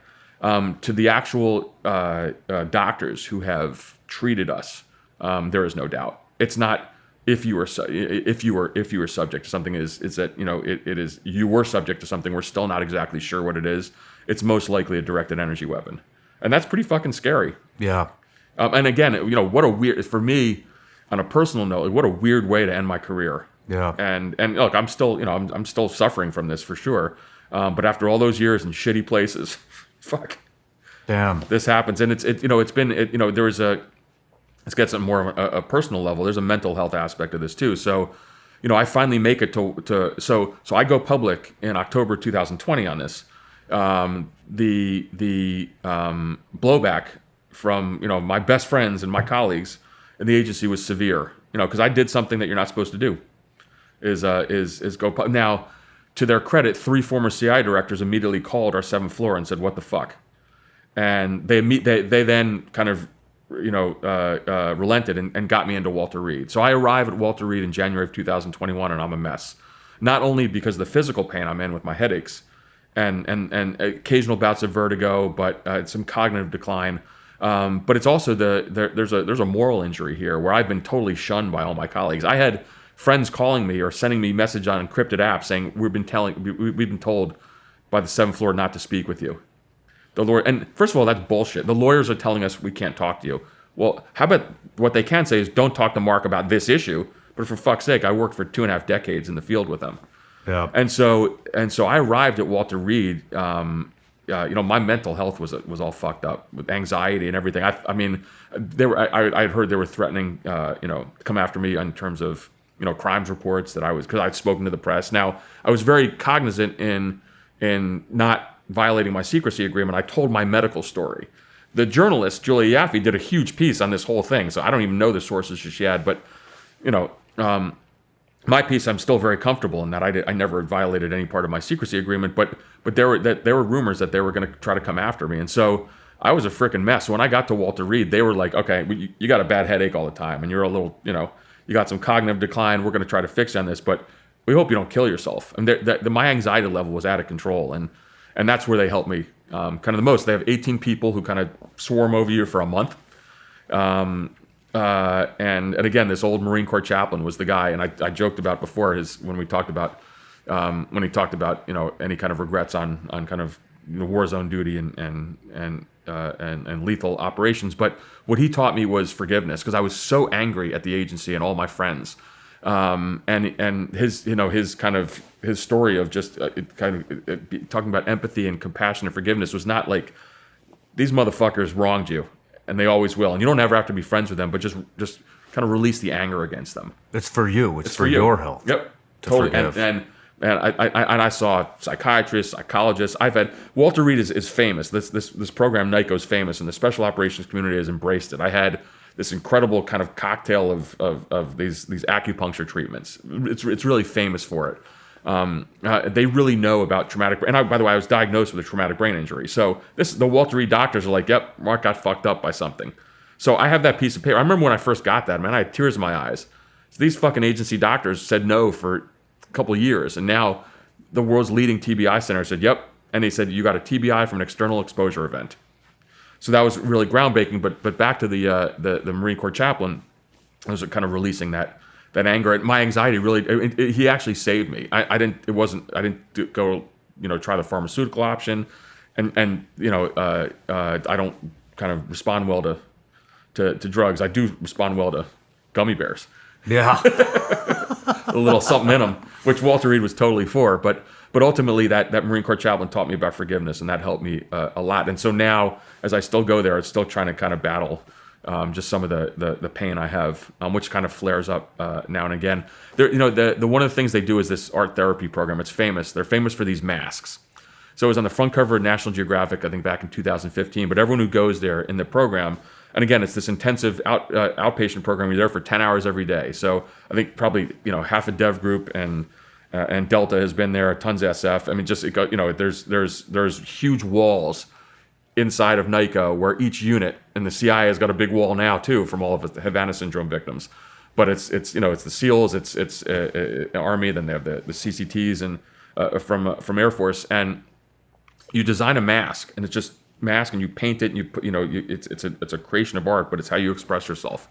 And I'm not an artist at all, but it was what I did was kind of this cathartic experience for me where I took a mask and I painted Superman on it, because that's what I thought my kids thought of me. Here I was the guy, the dad who was gone all the time, which sucked, but I was defending them and defending America, and my kids were proud of me. But it was a Superman mask, and then in it was an ice pick, which signified my headaches, and then I overlaid this mask on top of a piece of wood, which I carved the CIA seal, which was cracked in half, because that was the betrayal of the organization.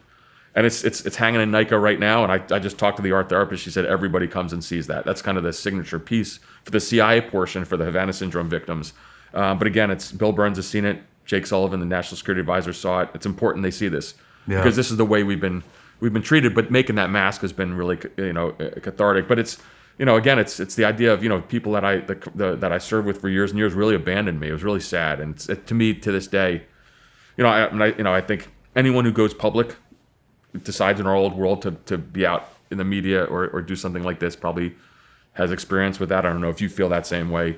Oh yeah. Some of your guests too. I obviously watched Rob O'Neill's interview, which was fantastic, but really interesting piece where you asked him, about what he thought about if people didn't, weren't so positive about him going and talking about his role in the Bin Laden raid, and he said, "Yeah, it doesn't bother me anymore," or something like that, and because it does matter to all of us, because we're a member of this kind of elite fraternity, and when you get ostracized by that, it can be pretty painful. Yeah, it sucks. Moving away from it though, it's like, because I've dealt with it a lot, and once you move past it, it's just like freedom. I agree with you. It really is. But there's a process in that. Yeah. And it's not easy. And what's interesting to me is as I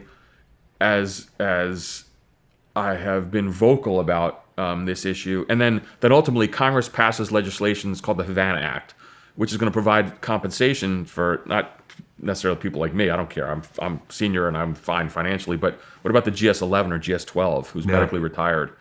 And so there's going to be some liability from the U.S. government, and so President signed this. I sat. I keep saying we're not talking about politics. We won't. But I sat in a room with Devin Nunes and Adam Schiff, who hate each other. This is the ranking minority and majority member of the House Permanent Select Committee on Intelligence. They hate each other on every issue except this one, where they totally agree. President signs the law. There's going to be some financial relief for folks, and so all of a sudden, people from the agency, who abandoned me for a long time, are calling me again, and I've had to kind of process that. But I go back to what that Marine Corps chaplain said. Just I'm polite to everyone, but I won't forget the people who abandoned me. And ultimately, you're right, because as what I've tried to do, and I wrote a book on leadership. I do a lot of kind of leadership talks to sports teams now. I'm on, baseball is a passion, so I talk to a lot of high school and college baseball teams. The more I get away from, my old world, probably the better, because the end was really unhealthy, both physically but also mentally too. And again, you sit and you talk about, you scratch your head, you're sitting having I'm not supposed to, but if I have a scotch or two. What did I do the last 30 years? And there's a lot of good, a lot of bad. It ended really in a shitty manner. And, I'm 53 years old now. We're turning 53 soon. There's got to be another kind of chapter in my journey. I got some time left, I hope. Before we go into that chapter, let's just rewind a little bit. So knowing that the U.S., China, and Russia are the only three people governments that have come out and said that they've dabbled in microwave weapons. Yeah. You have to have sat at home and thought about who is responsible, who targeted you, because it's very obvious they're targeting specific individuals. Right. What's going through your head? Well, so for me, it's easy. Look, so I was, I had known that, I obviously, as a CIA officer, I spent a lot of time in the Middle East, and the Russians knew who I was always. Interestingly, when I went to Moscow, they didn't want me to make the trip. the Russian embassy in D.C. Tried to cancel the trip. They accused me of trying to come for an operational matter. I'm like, I'm a freaking senior intelligence service officer known to half the planet. I'm coming here to meet with your officials. There's no operational reason for my trip. But I don't think they like me very much. But it was, to me, my thought on this is the Russians have targeted CIA officials who have been involved in Russian operations because it's part of their hybrid warfare strategy. I mean, if you look at, and China does this too, but this is a step below kinetic events. And so if they're able to take some of our most experienced officers off the battlefield in a non-attributable way, it's perfect. Yeah. And so it makes sense to me. It also makes sense, obviously Vladimir Putin is someone of zero morals or ethics. It's right in line with his war crimes and atrocities and assassinations that Russians the Russian state has committed over the last decade plus. But it does make some sense. And again, it's part of their hybrid warfare strategy, and ultimately it's been successful because not only has it really taken really quality intelligence officers out of the intelligence game, it's also caused this huge kind of dissension. I mean, think of it. So when you say Havana syndrome, some people roll their eyes. Some people don't believe this. This is exactly what the Russians want. Yeah. Is to kind of cause chaos. So in my view, it's been wildly successful. But that's why we got to find out who's doing this. And my contention, and I was heartened to see I think it was Senator Collins, who's been a big advocate of this. There's certain representatives and senators who are really good on this across the political spectrum because they have constituents who have been affected by this. So, for Senator Collins, there's CIA officers who are from her state, and just like you have Marco Rubio has been a huge proponent of really pushing the U.S. government on this because obviously he cares a lot about Cuba. So, but Senator Collins said, look, we have to get to the bottom of this because this is in essence a war crime.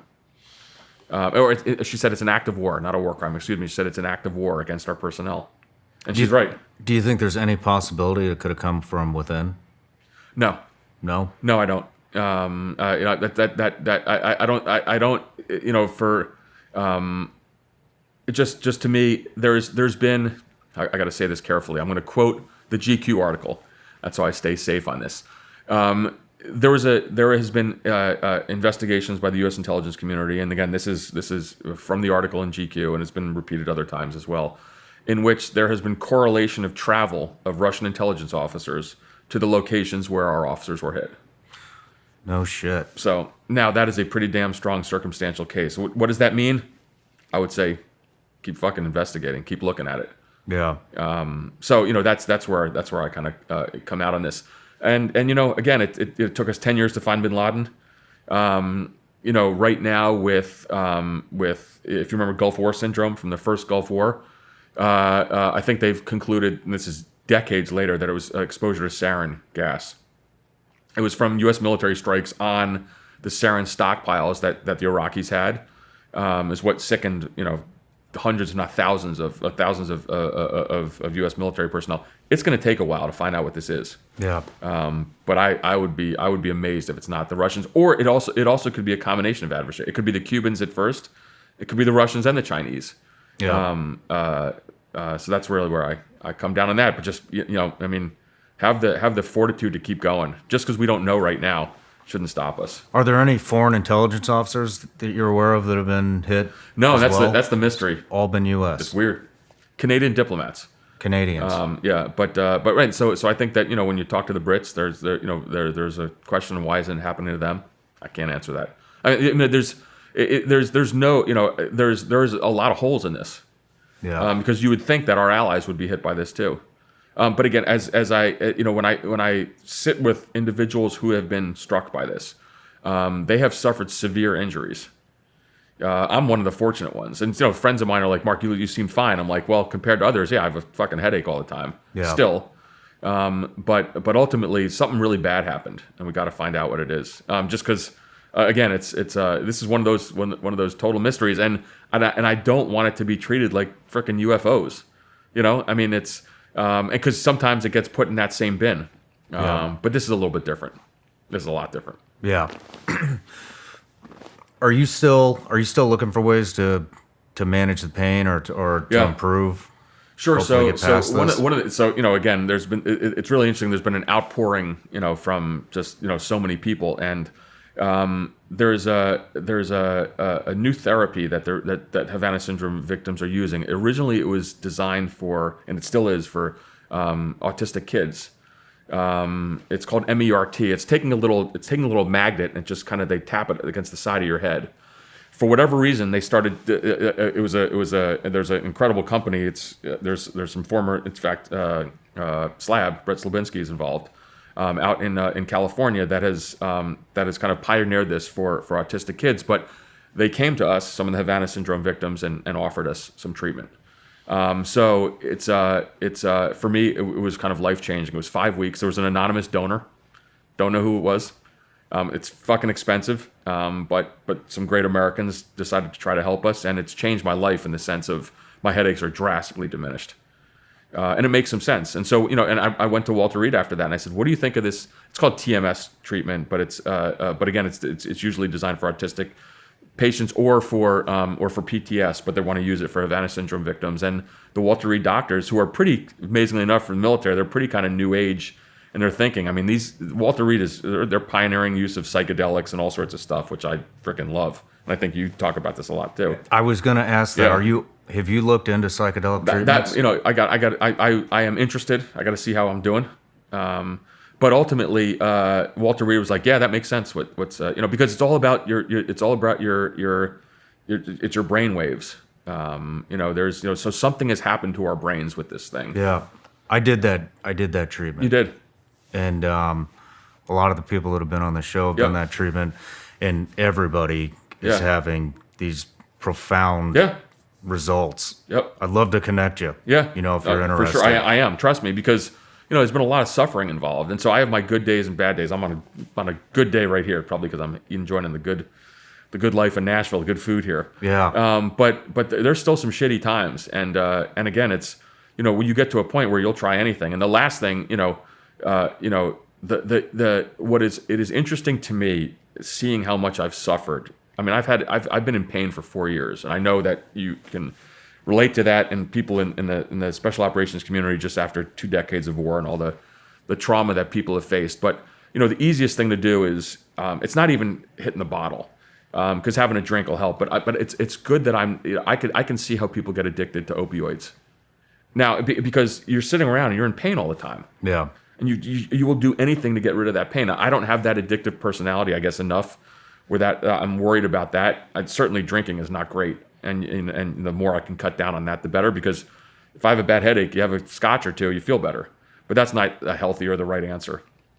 But I'm always looking for new things to do, because again, it's this lifelong search of how not be in pain all the time. Well, I'm going to connect you then. Sure. I did it, and it changed my whole life. Yeah. It's the most profound experience I've All right. ever Well, please do. Shawn, one of the interesting things is, so I go to NICO. I go to Walter Reed, and after that time, half a dozen folks really good friends of mine from your old community, from the SOF community, came out, and these are folks from Dev Group or from Delta or from White SEALs or from Special Forces, and they all said they'd been there too. They just hadn't talked about it. And so it was a really amazing experience for me, not only because they care about you and they try to help you, but also this is 2 decades. And I'm a little different because the Havana syndrome stuff, there's a whole cohort of us being treated there, but just to see what the last 2 decades have done to men and women in the intelligence special operations world, it's extraordinary. And these are, the toughest people I've ever met in my life, and they are in real bad straits. Yeah. And it's sad, but it is 100% real, and it's pretty profound, because these brain injury is something that's, again, in these art therapy sessions, I remember myself and one other person. He gets more credit than I do, but he painted this giant black canvas, something that would be on here, and the size of that flag. It's all black, but then he took a can of red paint and he threw it on there. There was kind of a splotch of red paint, and he called it the gunshot. And everyone was like, what the hell is that? And he's like, I wish I was shot. This signifies, because brain injuries don't show up on anything. Sometimes on MRIs, sometimes they do, sometimes they don't. Yeah. But he goes, I wish I was shot, because ultimately then people would believe me. They'd know how to treat me. So it's pretty scary. It's humiliating at Yeah. times to deal Totally. with that. But I tell you, but being, again, I was being with some of the SEALs and the CCTs, and these are tough son of a bitches, and they were wonderful, kind of part of the cohort to go through. But just, and I mean, this is going to sound, not to see them vulnerable, but just to see that other people are suffering is actually really important. Yeah. And so the last, I'm gonna throw my last plug into this charity that I'm doing. Can I talk about Sound Off? Yeah, let's let's take a quick break. All right, sure. And then we'll come back Yeah, and definitely talk wanna about that. Cool.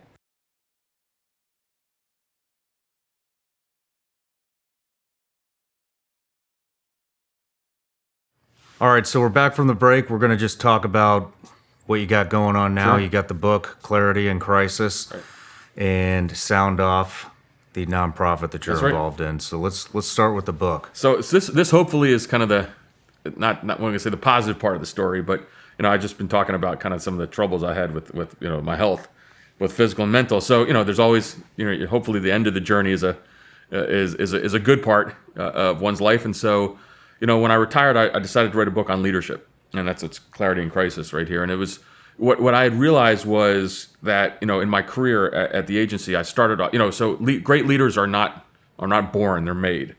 And CIA does a really shitty job in leadership training. The military is great at it. If you're an officer in the military, you're gonna go probably 2 entire years at 2 separate leadership schools. CIA doesn't do that at all. We go through a week or 2 of leadership training, and also your job as a case officer when you're working alone has nothing to do with when all of a sudden you got to lead 20 or 30 or 40 men or women in a station. But by the end of my career, probably based a lot on the war zone time, I developed some leadership principles. And I was always thinking about this, and again, I was considered. No one's ever going to say, "Hey, Mark, you're a great Arabic language linguist," because I wasn't. My Arabic was always crappy. And I told you before about in my recruiting and handling agents, I was really good at recruiting and handling, and I could never turn them over well because I was always fall in love with the agents, and so I had my kind of certainly kinks in my armor, but I was always considered a really good leader at the end of my career, and I was trying to figure out why, and it was based on a lot of experience, and so I came up with kind of these kind of core principles, and I put them down on paper along with just a little bit about myself and about explaining what CIA does, because I think that I believe strongly in my heart CIA is an indispensable institution for the United States government, and so people have to understand that. Whatever you think about alleged abuses in the past or anything like that doesn't matter, because a country has to have a functioning and proficient intelligence service, and so it is one of those kind of fundamental things that we have to get right. And so I like talking about just the agency and the intelligence community, and then leadership principles, which serve me really well, and it served me in times of crisis. It's obviously called Clarity in Crisis, but it's the idea of how do you lead in times that are, what is it? It's in the gray. You want to raise your hand and say, "Send me," when the shit has hit the fan. But at times like this, I found at the end of my career when I got really good, I was really comfortable. And so, there's a lack of situational awareness. Comms are down, ISR is not working. You've lost contact with some team members or whatever it is, but you're like, we got this, because, I formed a team over the last several months that was really strong in terms of its values together, that had trained really well together, that got down the processes that were right. So I put it on paper, wrote a book on it, and it turns out it's been really fun because I think it's applicable in all walks of life, but particularly in the sports world. And I'm a baseball nut. My son's playing college baseball now, and so I love going around talking to different baseball teams, particularly college teams, because again, it's how do you react as a team if you're down 3-1 in the 7th inning in a playoff game? What have you done to get there? And so and then kind of the other big group I deal with and talk with are cops. Not just first, but really with police officers. I've been going back and forth to the Philadelphia Police Department, teaching them principles from this book. Because again, policing, what is it? It's an indispensable institution that is much maligned all the time. We have to have a functioning law enforcement community. Failures are thrown all over the front page of every paper, just like the CIA, but successes are never seen. and morale is down in a lot of these police departments, and so going and talking to them about leadership principles on how to lead under fire and how to have that kind of intestinal fortitude.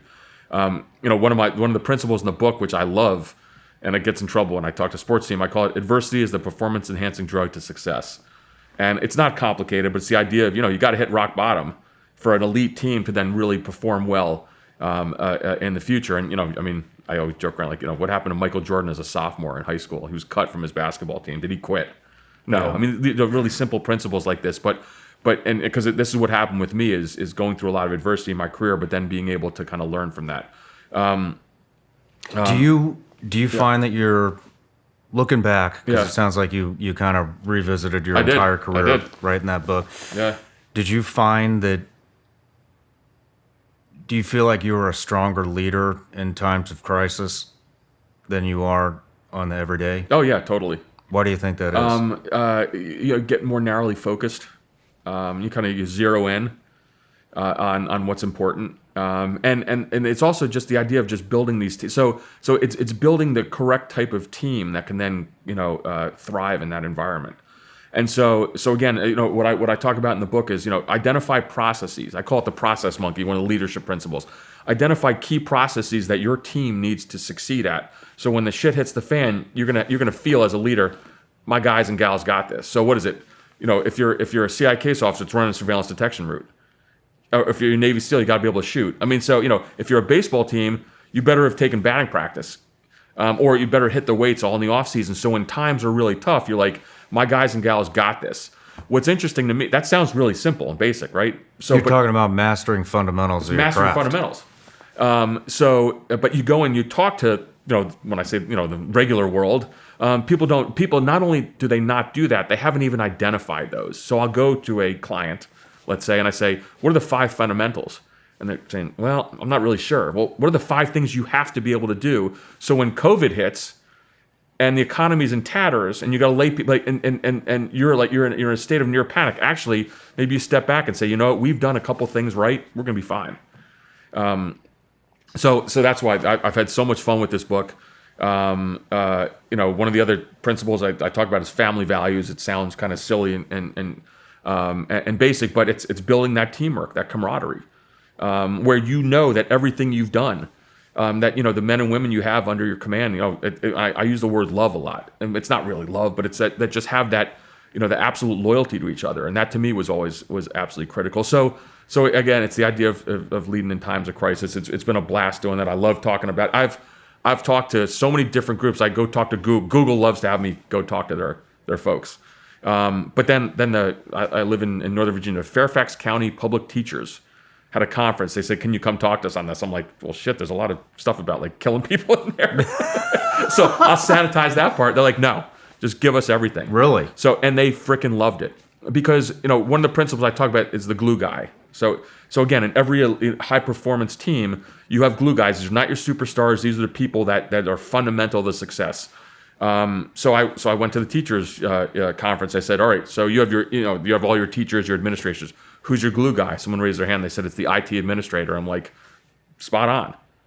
If your computers aren't working, nothing's happening.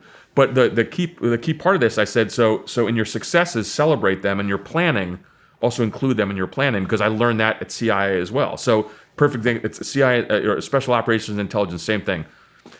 If we're going to run an operation, what do we need? Obviously, we need the case officer, the tip of the spear. We got to have kind of an operational plan, but what do you need? How about some logistics? How about your finance guy? Guess what? Do we have enough money to pay for this damn thing? Like little stuff like that. And when you have this huge success, celebrate them all. But again, it's the planning part of it too. When I was at the end of my career, I remember when I was managing stations or bases. I used to in the beginning. When I first was a manager, I would say, let's have an ops meeting every morning, right? Ops meeting would be the case officers. At the end of my career, let's have an ops meeting every morning.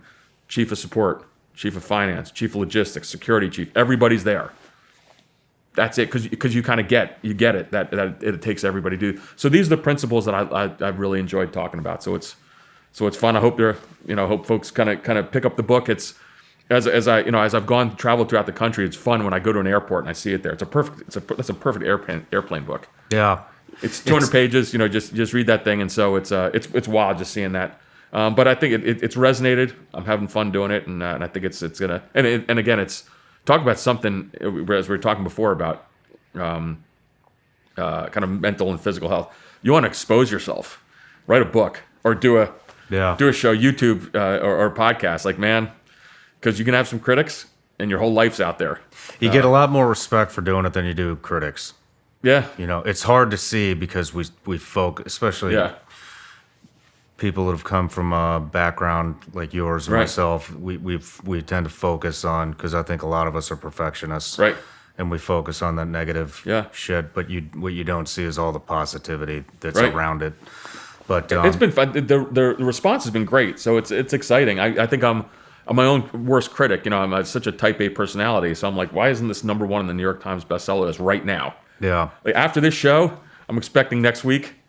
no pressure, Some big numbers. no pressure. No, but it's been fun. But you expose yourself, man. It's raw out there, and just like some of your other guests who if you go out in the media and you talk, I don't care if you're giving your I remember with the Afghan withdrawal. I was super critical of that, and because again, I thought about all of our indigent personnel. But not everyone's going to like what you're saying in public. Yeah. And just like you write a book, you expose yourself, and then then you're looking like sneak peek on Amazon reviews. Like, fuck, why is it 4.5 stars? Yeah. Who gave me a shitty review? I'm going to track that person down.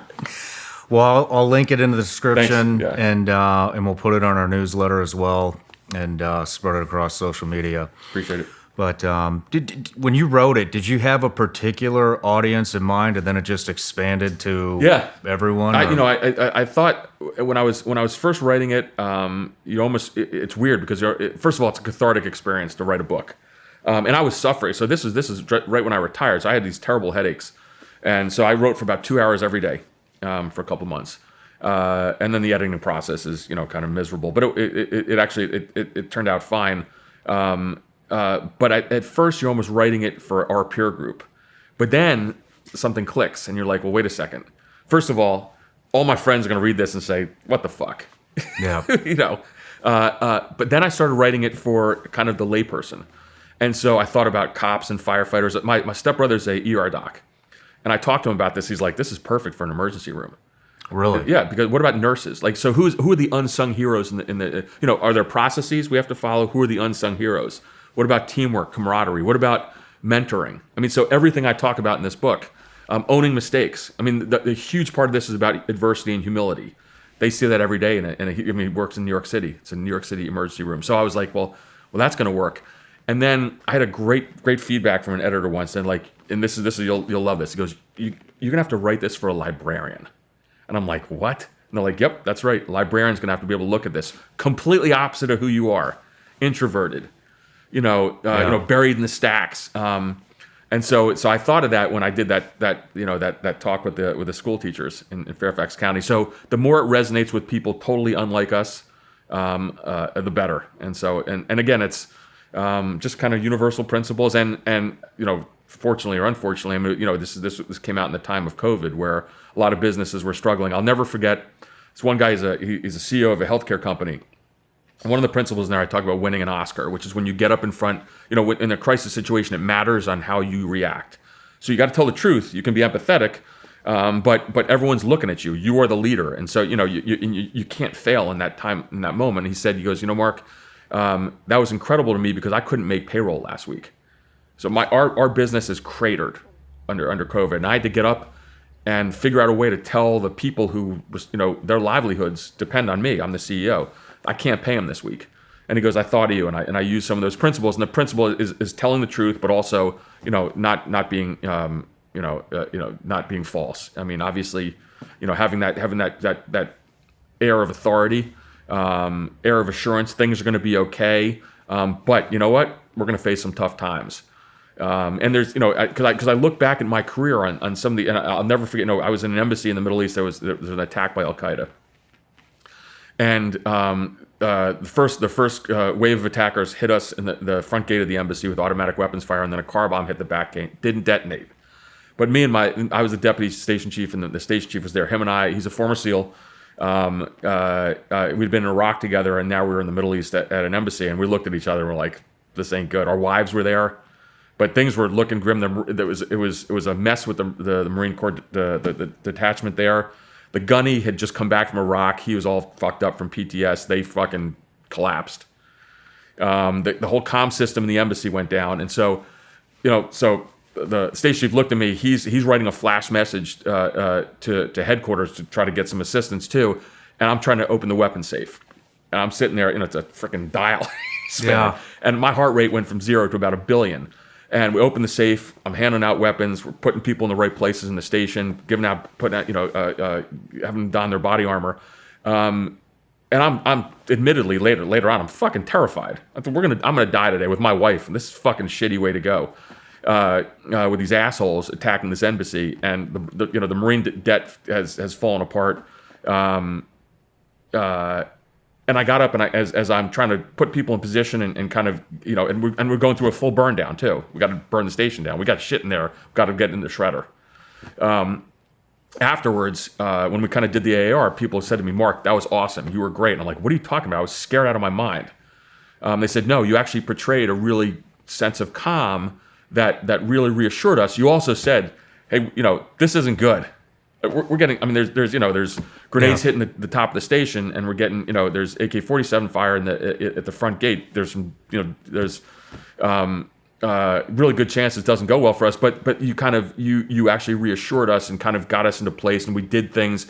There's nothing like, this bad shit's happening. We're going through a burn down. Well, that was smart. Give people something to do. But afterwards, I thought about that after all, and that's when I came up with this kind of notion of it's how you kind of portray yourself in time of crisis is really important. So, Well, how'd you get out of it? Luck. The car bomb didn't detonate, and the local guards force killed the attackers. Oh shit! Dumb fucking luck.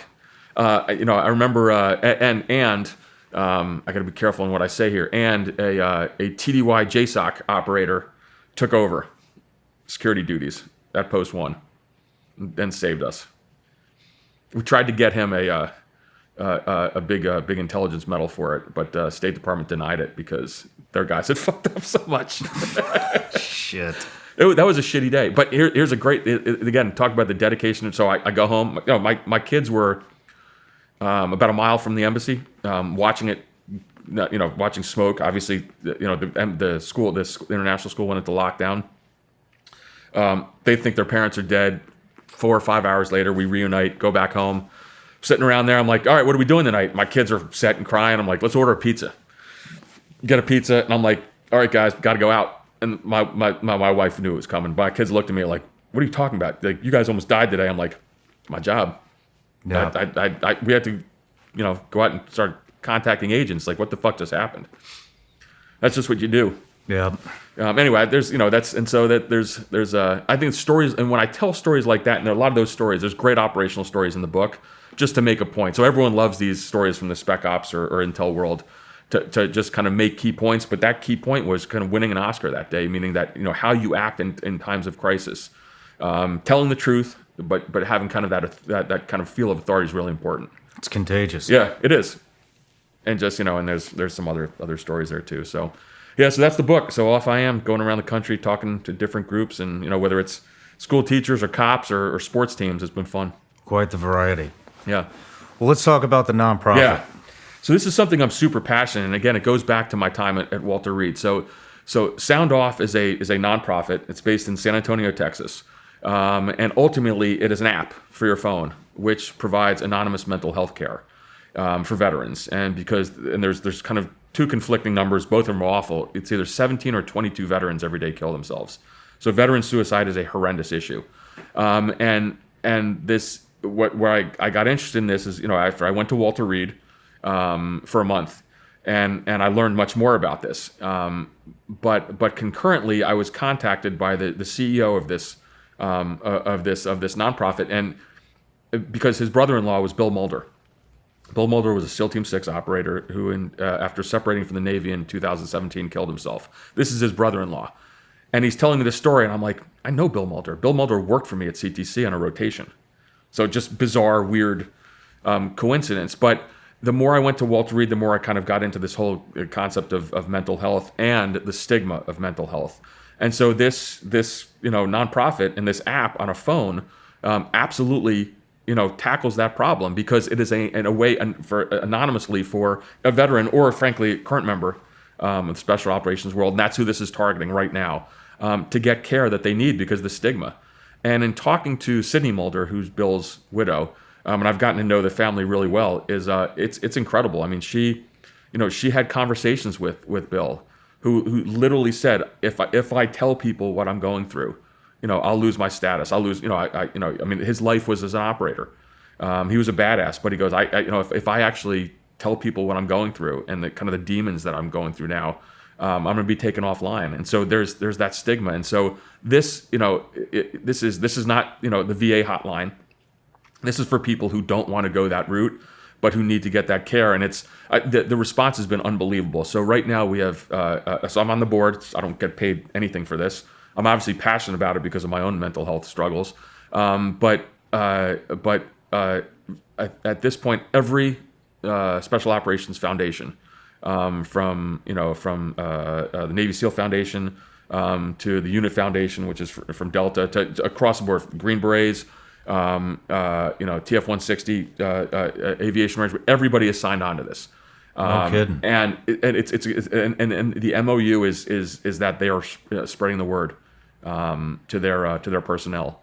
And so my job now is to kind of to talk about this and frankly to raise money for it. It costs. I mean, to run something like this, just the processes and the engineering is $1 to $2 million a year. And so doing a whole bunch of fundraisers across the country for it. But the response has been astounding. And so you had, not only is the Navy SEAL Foundation endorses, NSW has as well. And so I just got a note that people are saying that it's all out in Coronado. There's stuff all over the walls of kind of the buildings there. And so that's what you want to see down at Fort Bragg as well. And so it's been huge. That's amazing. It just really resonated with me. The agency is slowly getting on board. It's slowly, hasn't been easy. There's some agency officers who have reached out and are using it anyhow, which is critical. And the U.S. Coast Guard just came to us and said, "Can we play?" Wow. And then the police, the first responder community, both police and firefighter, paramedics. I mean, because it's the idea of getting anonymous care. There's so many resources out there for folks who will do it overtly, but it's the ones who, and by the way, this is not a suicide prevention hotline. It's someone who's obviously, because if you're there, that's a whole different scenario. This is someone who's having some trouble right now and just wants to talk to a mental health care provider in an anonymous fashion. And so I just believe in this deeply. I don't make a penny off of it. But I've become pretty passionate, and it all goes back to that just weird confluence of Bill Mulder worked for me. Yeah. And I remember, and in talking to his widow, Sydney, who again is a hero in this, with her kids, and she asked me, she said, "What was Bill like?" So what do I say? Do I tell her the truth or not? Because when Bill was on rotation us at CIA, he was a son of a bitch. Because you know why? Because he was really struggling. Yeah. And I told her the truth. I said, I think we had some problems with him, and she said it makes sense because he was going some really dark times there. Yeah. And there's. The story of this is so horrific in that it was over a video call that he killed himself in front of his wife. Shit. And so it's soul crushing when you hear this. And Sydney has really dedicated her life to really helping. Just again, it's raising money and funds and awareness. And just like last week I got a call from the Philadelphia Police Department. The cop there committed suicide, and the different. Well, your audience will know. There's I think last year 2 TF Orange operatives killed themselves, and there's a former Dev Group operator who I think a month ago did. So this is a terrible problem. Yeah. And again, and I get it because I was at Walter Reed and I saw how people were suffering, and I have friends from the community who would call me and say they were in really dark. And there one former Dev Group operator and one former Delta operator told me if they hadn't gone to Walter Reed, they wouldn't be here. Yeah. And so just put it all together. Sound off really helps. And so that's why this is what a perfect audience that you have. I'm not asking for money, raising funds. I'm asking to spread the word. Yeah. If you're a veteran, from the spec ops community, there is a outlet for you to talk to someone, and that just is huge.